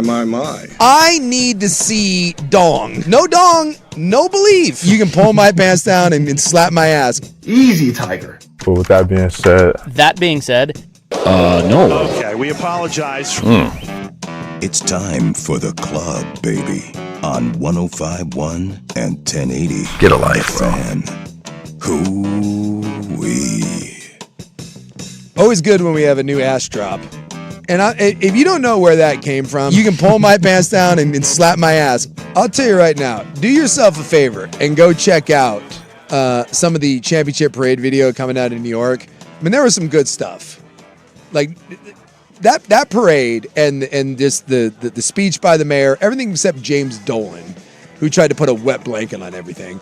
It was phenomenal. One of the Knicks players about got thrown out of the parade because they didn't believe he was a player. Because he's white. Because he's white. It's understandable, though. Yeah. It's understandable. To be fair, look, if you're like a normal Steve Lash-looking white guy, you got to have some sort of credential. Right. You got to let it be known. He wasn't wearing a jersey, nothing. He didn't think he was wearing like cargo shorts. You can't be running around in denim. He really looked like a Polymarket bro. Yes. Like we talk about Calcium Polymarket. Like he looked like a bro that is out promoting that app. Yeah, it was what? Tyler Kolek, yeah. Yeah. Who was a baller? Like he was a baller at Marquette, but like you just don't look like an NBA player. No. It's he did not have the look. What is that? Because he was just wearing like a generic championship shirt And then like sweat shorts. and just some like rando shorts. And he's amongst the because they got the barriers and he's running around and there's no one else around him. It's not like he looks like he's around teammates, and a couple cops come over and like grab him, and they're getting ready to give him the boot. And you can see him mouth, "I'm an effing player." Like, and I wonder, does he think that's funny, or does that piss him off? He had a tweet about it, and he's like, I promise I play for the team. So I think he embraced it. You think he had a good sense of humor about it? I think he gets it. I feel like you have to. As a white basketball player myself who played in college, I only played small college, but like, black dudes are better at basketball than white guys. Like, it is a thing. They are better than you, and it's okay. And so I think he understands that. Years ago, when I was with the Buccaneers, again, just a crappy practice squad player, there's a players lot, and then there's the, generic. Like, there's like a parking garage at Raymond James Stadium, but there is a designated players lot, and then you can park out with everyone else. And normally I just got rides to the games. I didn't have a car down in Tampa. I either rode a motorcycle or I just bummed around in rides. And so that usually wasn't a big deal. And there was one game that I rolled up to, because when you don't play, you don't have to show up in any sort of like team gear. When you get to the stadium, they just give you like a set of sweats. Like there's NFL approved gear that you have to wear on the sidelines. So, I would just show up, and this was before, by the way, anyone did any sort of fashion like statement rolling up to games. You weren't rolling up fashion? No. Dude, I would have paid to see that. Dude, I rolled up just looking like white trash, right? Wearing a bolo tie or something. So like I said, I usually I bummed around on a motorcycle when I was in Tampa. And so I rolled up to the game once, and you're there way early. I'd get to the game early, and I showed up at the players' parking lot, and the guy was like, name, and I said Jason Sukanik, and he's like, you're not on the list, and I was like, I don't want to tell you, like I play, and he's like, you're not on the list, and I was like, I'm on the team. I'm like, I don't know what to. I have my license. I don't have a football card. I'm like, I know I'm on the practice squad, and the guy didn't believe me. You pulled up Madden, turned it on. Dude, I'm right here. And so I sat there for a minute, and I was like, well, can you go check with someone? And it was just some dude like at the gate that kind of the first gate. And he sat there and he was kind of just being a douche about it. And I didn't know what to do, but the lot was mostly it hadn't really filled up except for a couple tailgaters. So I was like, well, I guess I'll just park right there. And he goes, you can't park there. You got to go back there. So I rode the motorcycle back around, and I had to park in that, and I was walking through the tailgates. And no one, I literally was just walking through the tailgates, and people were like, yeah, go Bucks. And I was like, eh. So I had to walk through, which wasn't that bad, but on the way out of the game, it was a little weird to be on the team, but have to walk through the parking lot to get on my bike and then drive away. So that wasn't the championship parade, but I was turned away by Buccaneers security. And at that point, it was kind of embarrassing for me, and I didn't want to it just wasn't worth the fight, because it was it was an extra 5 minutes of walking. I just had to loop around the parking lot. So I have felt that before. You didn't pull do you know who I am? Well, I tried to, and he didn't know who I was. And my guess, who do you think I am? And I'm guessing this. Who do you think I am? Dude, this happened no one knew my name. We got a game ball once. I have a million of these, how bad were you in the NFL? And it became a running joke. The long-lost Sukanik brother, Frank Sukanik. We played the Falcons in the playoffs, and our scout team got game balls for mimicking the Falcon offense, and that was the Michael Vick offense. And we did a really good job, and so they gave all the scout team guys game balls. And it's, you get the game ball, it's got the white panel, and it says, the game and all that, and they present it to you the next day. Yeah, I got one, and it says Frank Sukanik. I still have it somewhere in my house. I'll bring it in. And it's whatever it was, that was 2002 or whatever, their playoff run. Yeah, I have an Atlanta Falcons Tampa Bay Buccaneer game ball given to Frank Sukanik. Who do you think I am? And I'm like, well, the hell, man? That stuff happened all the time. No one ever knew my name when I was there. I show up to check in at the hotel. I've been James Sukanik. I was under jaw. I was like, dude, no one knows my name was always spelled wrong. It's like my locker, when I first got there, my locker nameplate was spelled wrong. I'm like, I was like, that's not a good sign. At least get the first initial right. Because Jason, because again, you can go Jeff, John, Jake. There's a lot of J names, but to go Frank the Tank, bro. I have a Frank Sukanik. That's how unrespected I was. Not one time when I was there did I ever feel like I was part of something. But that guy, he actually played. He didn't play a ton. Right. But Kolick. He had a couple playoff minutes. He had a couple playoff minutes. But that was good. But the highlight of the whole parade, in my opinion, was the twerking incident. And you can pull my pants down and slap my ass. So the championship parade, if you didn't get there, by the way, at 2 a.m, you couldn't get anywhere near the parade route. In fact, by 7 a.m., the NYPD was telling people to stay away. They're like, if you're not here yet, go away. Some people were showing up at 8 a.m, and they were like, nope, good luck. wall-to-wall people. And so there was a big gal. She was thick, right? Thick gal. And she was kind of up on the light pole, kind of up by like the electrical box. You say that's maybe like 6-7 feet high? Yeah, it was pretty tall. She was up there. Yeah, she definitely, like, if she jumped down, it was a long fall. Yeah, according to Anakin, she had the high ground. She couldn't be defeated. And there was like this little white girl like underneath her who was just like in a Knicks jersey, and she was sitting like kind of at the base of the light pole. Right, because there's kind of like a little thing you could have stepped on, Yeah. like a little ramp to get up there. So it would have been the exit off the pole there. Yeah, so that big girl must have used that to climb up. Yeah, and then this girl blocks her. Yeah, and so I'm guessing big girl, it appears like maybe she's trying to climb down, and the little white girl underneath is like, no, I'm not moving. So the big girl kind of starts to do a little, and by the way, the big girl's wearing like nothing. She's gotten some My sister-in-law made a great point about this as well. She said she was wearing blue spandex with an orange thong. She had Nick's colors ready to go. Oh, yeah. She was ready for someone to pants her. Oh, 100%. Dude, she did not show up. She was prepared for this moment. When she showed up, she knew exactly what the mission was. So she starts kind of working a little bit of she's backing that up. On the pole. She's going to drop it like it's hot is what she's going to do. Right. She's working it. It's like a 6-year-old kid just watching. Yeah, and the girl underneath is none too happy because now she's being twerked upon. And I don't think any stranger, especially girl on girl, you don't want to be tweaked on from an elevated position. It's a bit odd.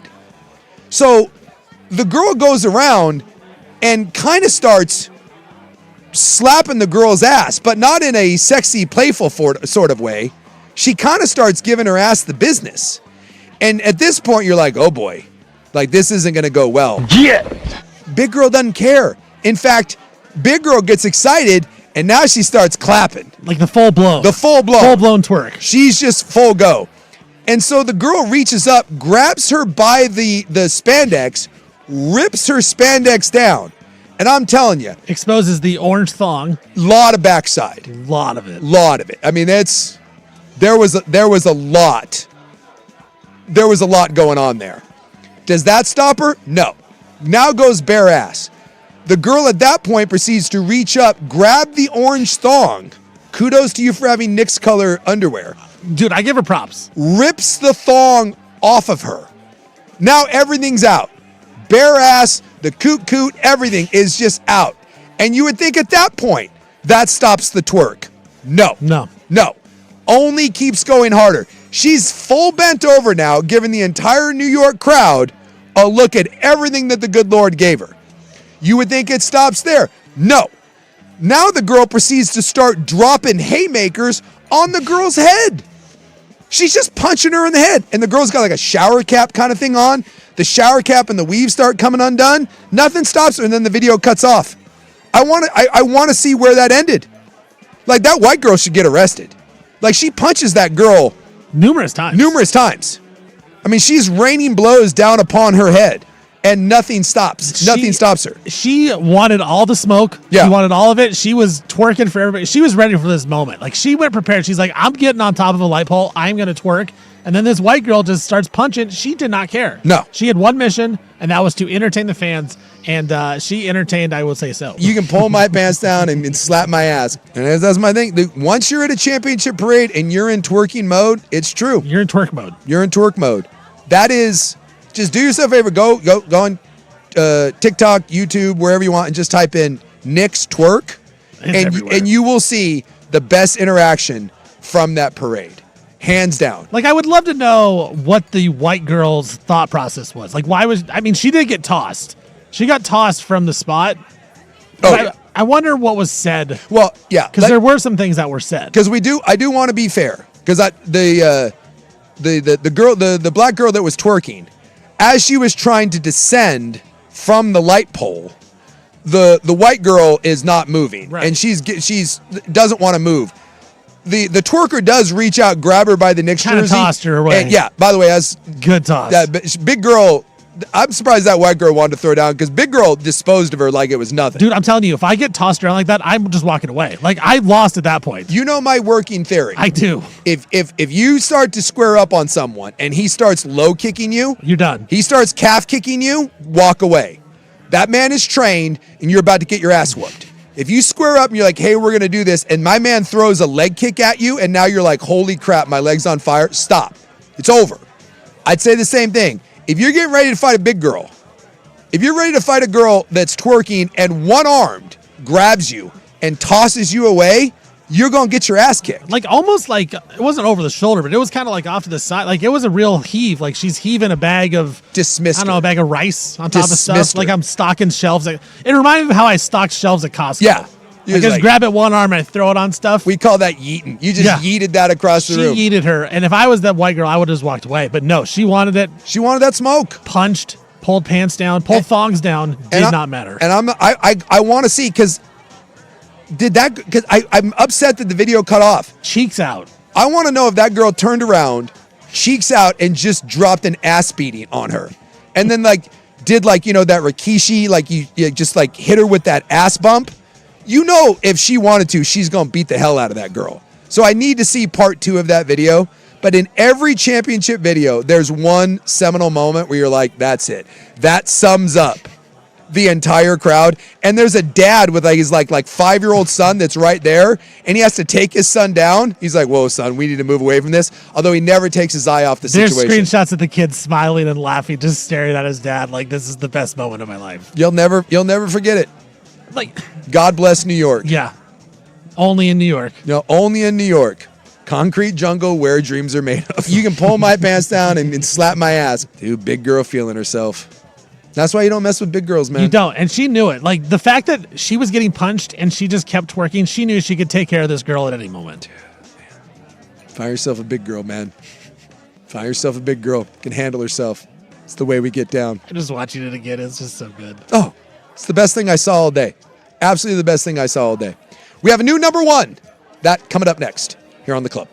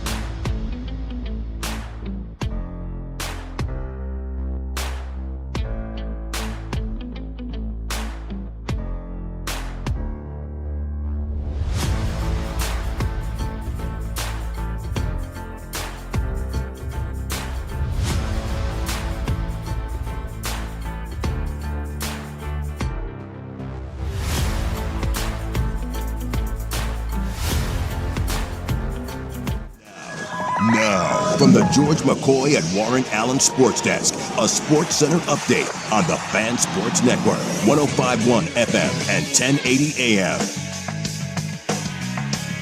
First on the Fan, a little World Cup action today.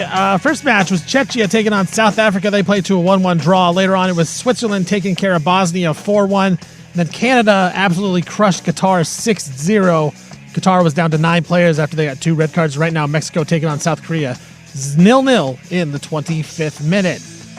College Baseball World Series is going to start up this weekend. North Carolina taking on Oklahoma. Best of 3 series. It starts on Saturday, 5 p.m. here. First pitch in Portland. Oklahoma, big-time underdogs. They were only 14-16 in the SEC Conference this season.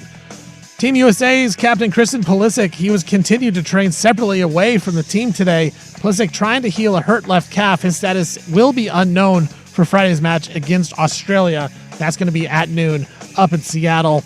And Los Angeles Angels outfielder Mike Trout, he is headed to the IL with a hamstring injury. I'm Stephen Vaughn from the George McCoy at Warren Allen Sports Desk. Don't call your mom. Call George McCoy at warrenallen.com.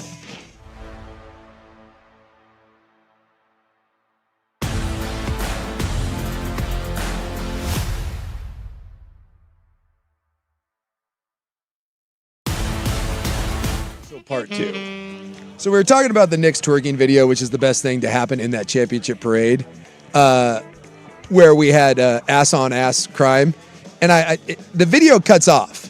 After the twerking girl gets her panties ripped off, it just kind of ends. And I was like, that's horse crap. I need to see what happens, because the big girl, big fit girl, just takes the ass punches and then takes head punches, all while just continuing to twerk, which shows amazing restraint. And then it cuts off. Well, apparently part 2, Steven, someone found it, sent it to you, you sent it to me. Yeah, I just found it.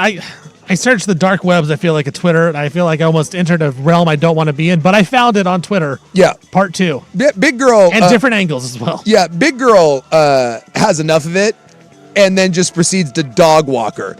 Drags her by the hair, which again, in the girl fight's a power move. Yes. I've never seen a male fight where someone drags the dude by the hair, but the girl fight, that's a go-to. Especially when you're a big girl and you can grab the skinny bitch's hair, that's a go-to.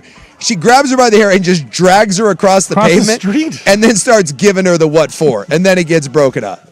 So it turns out that if you are a skinny gal and you decide to rip a big girl's panties off and then start hitting her in the ass and then dropping punches to the head, eventually that girl's going to turn around and she's going to whoop your ass. She literally knew, like, okay, this girl can punch me all she wants. As soon as I get down from this, like, I mean, she was standing on what is it?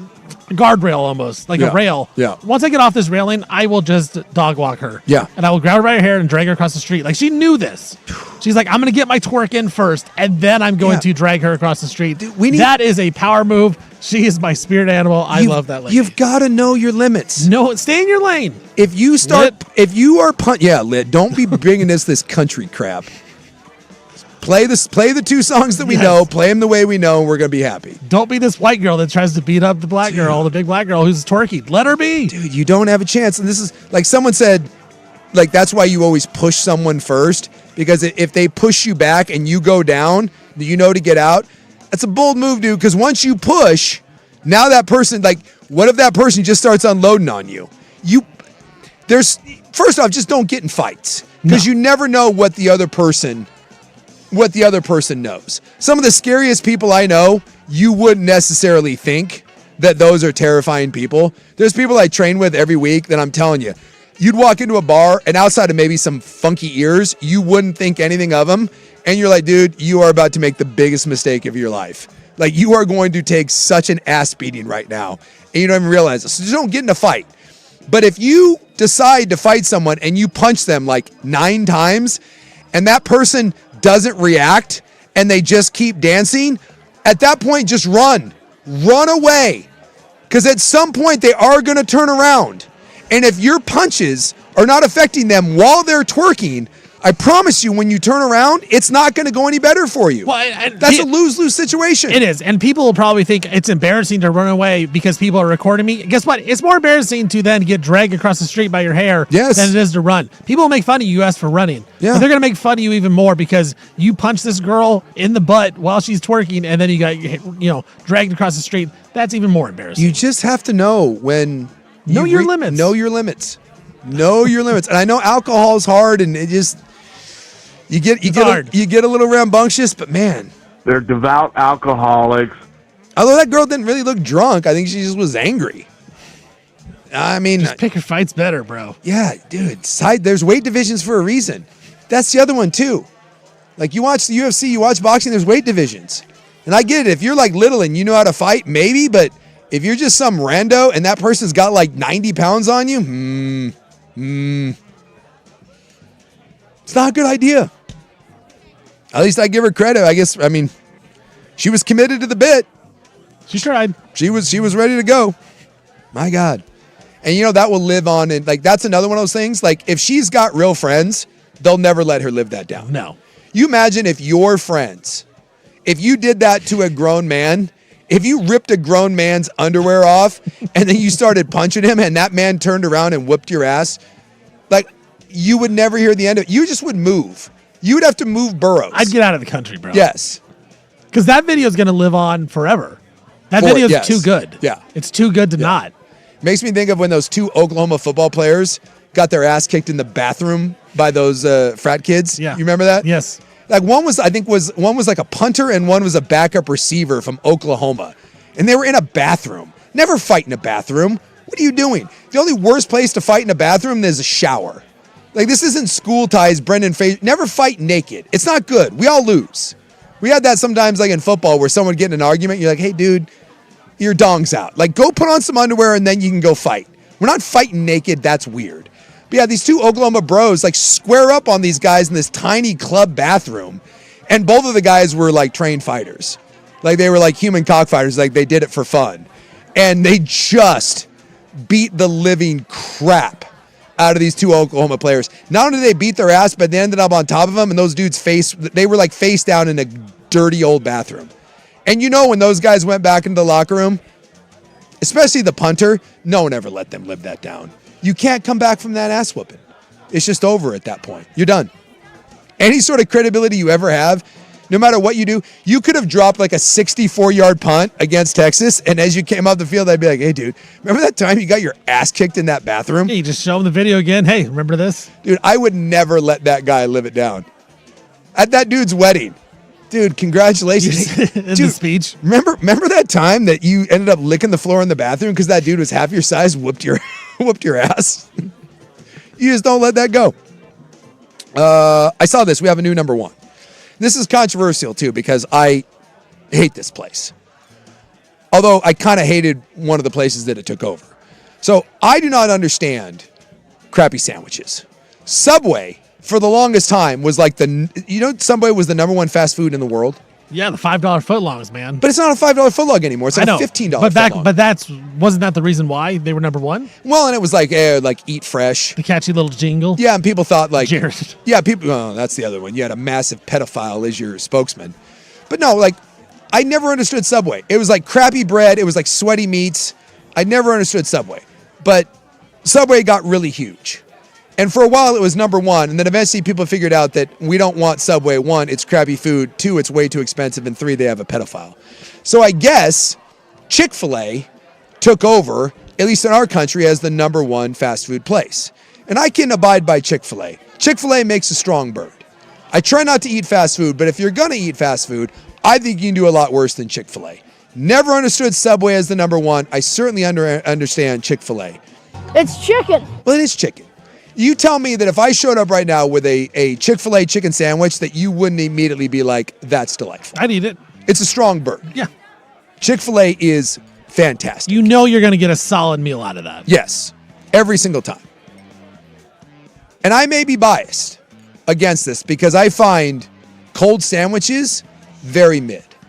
I take a hardline stance in this. If I am paying good money out and about, don't serve me cold cuts. No, I want I want toasted. I want warmed. Why would I pay someone to make me a crappy cold sandwich that I can make at home? Nay. I want hot sandwich. I cannot stand, I don't understand the allure of the cold, crappy sandwich. What are we, 12? Grow up. Get a big boy sandwich. Like, throw that thing through a toaster oven. Even the Italian at Jersey Mike's? This is what I'm saying. I think it sucks. The new number one fast food chain, the most popular fast food chain in the United States, is Jersey Mike's. Dude, it's delicious. It is not. It is. I disagree with you on this one. Jersey Mike's. Very expensive. I don't eat there very often because they are so expensive. It's the same crappy sub. It's just repackaged. It's Subway's repackaged crap. Nah. Is it because of the Danny DeVito commercials? Probably. That has to do with it. The Italian at Jersey Mike's is incredible. And I will say, I usually don't get that often because it is expensive, but it's one of those things where if you're part of their app on your birthday, you get a free one. Every birthday, I'm going to Jersey Mike's to get a sandwich. Every time. Really? Yeah. I find it delicious. Man. I just can't abide by it. This might be my hottest food take. Jersey Mike's sucks. And so does Subway. And so does every cold sandwich out there. There's so many better sandwiches. Why would I get a cold sandwich when I can get a hot sandwich? Why would I get a cold hamburger when I can get a hot hamburger? In what other world do we like something that's cold? At no other point do we want our meats cold. That's completely different because nobody wants a cold hamburger. Why do I want a cold sandwich? Because it's good. It's better warm. Yeah. Maybe not all of them. I don't know. No, it's always better warm. What food is better cold? In what world? Pizza, is it better cold or hot? Pasta, better cold or hot? Soup, no one wants cold. No one has ever said, this soup is way too warm and delicious. Fruit. Well, that's not even, that's not food.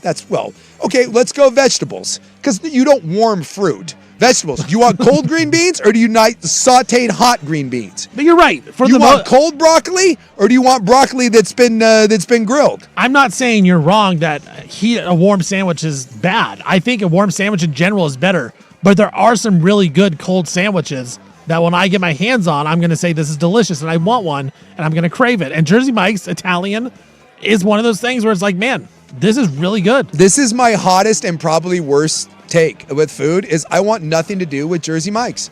I find every one of those crappy sub sandwiches exactly the same. Subway, Jersey Mike's, all those Jimmy John's. Yeah, they're all the same and they suck. I'll go to Sandy O's. You ever been to Sandy O's? That's a sandwich shop. I'll go to the Taste Tickler. The Taste Tickler is a great sandwich. Lardo, great sandwich. And they're not even good deals anymore. You said at Jersey Mike's, they're not. Yeah. Subway at least was like, for like $3, you got like a giant rat ass sandwich. I at least can kind of see that. What's a foot long at Jersey Mike's? Now, are you against the hot sandwich at Jersey Mike's? I didn't know they had hot sandwiches. They do. You can get some different hot sandwiches. Like this guy said, you can get a hot chicken Philly from Jersey Mike's. Yeah, now to be fair, the only Jersey Mike's that I've ever had is when people bring in the crappy cold sandwiches. Like it's like, oh, hey, by the way, here's like for the office or whatever. It's like, oh, we brought in sandwiches. And it's just some sloppy, wilted lettuce, crappy sandwich. The Italian at Jersey Mike's phenomenal, as this guy says. Crazy take. I think you're wrong on this one. I think cold sandwiches are fine. Yes, in certain instances, I want a warm sandwich, but there are numerous cold sandwiches that are delightful and that I want. No. I don't think I can replicate a Jersey Mike's sandwich at home. Why? All it is it's bread, meat, and cheese. They do, and it's not they even do something it's different. It's not even good. And by the way, I looked at it. A 6-inch original Italian at Jersey Mike's is $14.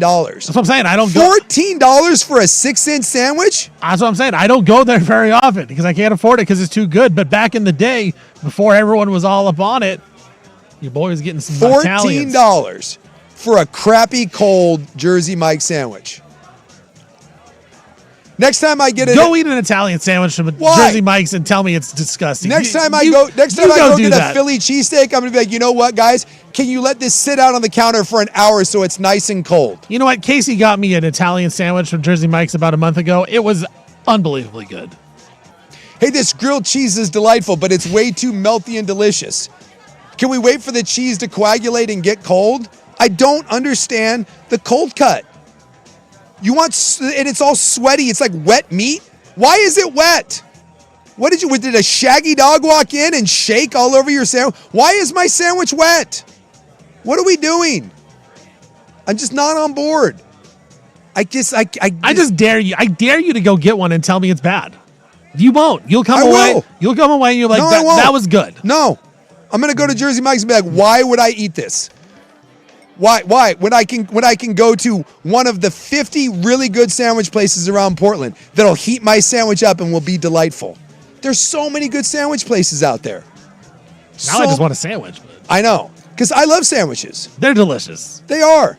But everyone's like, oh, Jersey Mike's. You think Jersey Mike's is any better than Subway? It's the same thing. It's just repackaged. Nah. Without a pedophile. Nah, better. It's the same crappy thing. Better. The Subway sandwiches back in the day, your boy had to buy them because, we didn't have a ton of money, so $5 footlongs is the way to go.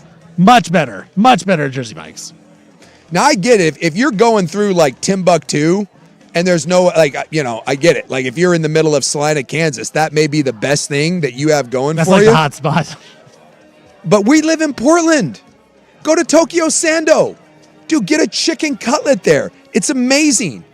I mentioned there's so many good. Pasture PDX. San Diego's is probably my favorite sandwich place. And by the way, they've got like a new sandwich like every month. They had like a mom's like chicken salad thing the other day they did, but it was like made in a crock pot. And guess what? It was hot and it was delicious. So disappointing that Jersey Mike's is now the most popular fast food in America. And people think they're eating healthy. They're not. No. No, get out of town with that. Don't fool yourself with that. You know what? I'm all board, though. Number one fast food, Jersey Mike's. I can get on board with that. I can.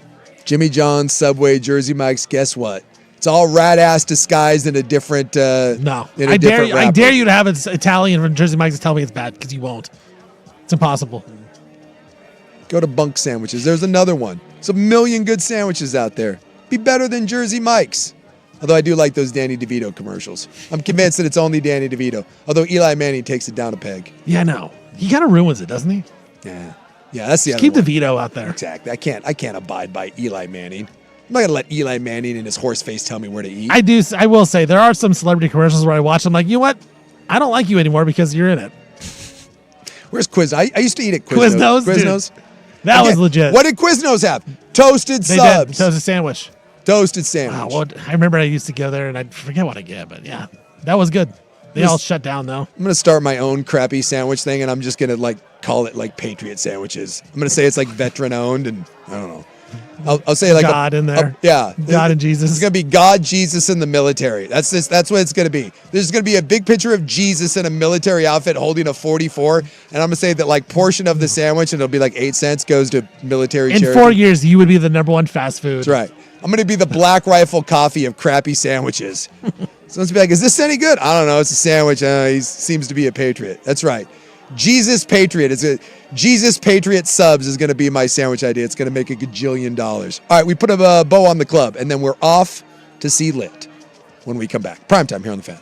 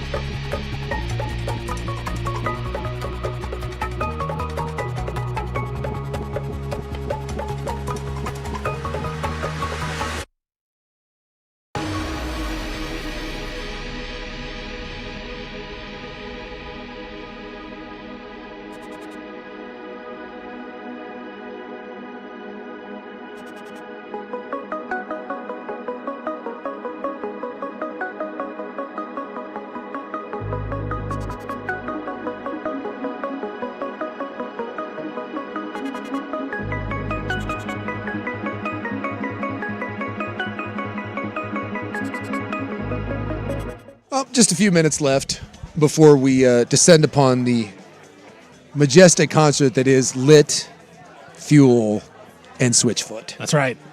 Stevie Vaughan's first concert. Are you nervous at this point? I got the little butterflies going. I was going to say, I'm a little jealous in that tingly. I'm trying to think of the last thing I did that was my first.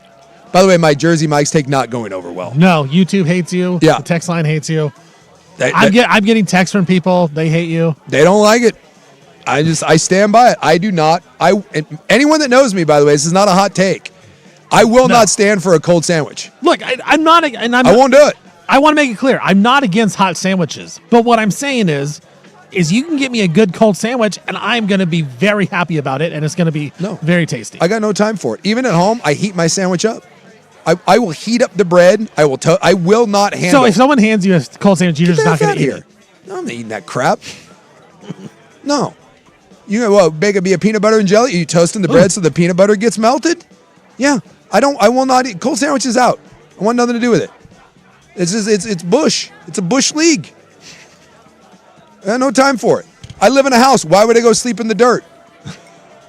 I have a nice, comfortable bed. What am I going to go sleep on a bedroll? No. Sleep on the couch. We've evolved. We've evolved past cold sandwiches. This isn't the 1920s anymore. So there's no room for just cold sandwiches anywhere. The only way it'd be acceptable is if I have to pack a lunch, right? Then my sandwich is going to be cold. Right, I'm going to have a sandwich, and then I'm going to have to go, and it's like sitting in my lunch pail because again, apparently I'm a 1930s like steel worker. Right, that's fine. But me going out and paying money, if you're ordering a sandwich, zero chance I get a cold sandwich. Couldn't tell you. It's probably been 30 years since I ordered a cold sandwich. No, I will say there's not a lot of instances where I'm going to get it, but if I'm going to Jersey Mike's, it is 100% Italian cold sandwich. Yeah, just no. I got no time for it. But I was trying to think with your first concert, I don't know when the last time I did something that was a first. Like at this point, I'm an old dude. You've done a lot of stuff. I've done a lot of stuff. Like I literally can't remember when I did going somewhere first, I don't know, like if you know, what would be a first? Like I've seen concerts, I've seen plays, right. I've seen the opera, like I've ridden a horse. Like I've ridden a bike, I've ridden a motorcycle, like driven a car, stick shift, automatic. I've traveled, so I've seen. Right. I've seen a lot of places. I don't know what my first in travel would be. I don't know what my. Yeah, it would just be like first time traveling to this place. Yeah, that would. That was it. Like right. I went to Italy. That was my first time in Italy, but it wasn't my first time in Europe. Right. So it's not. Yeah, it's different. So I mean, I don't know if that counts. First time going to X, but. I've been to most.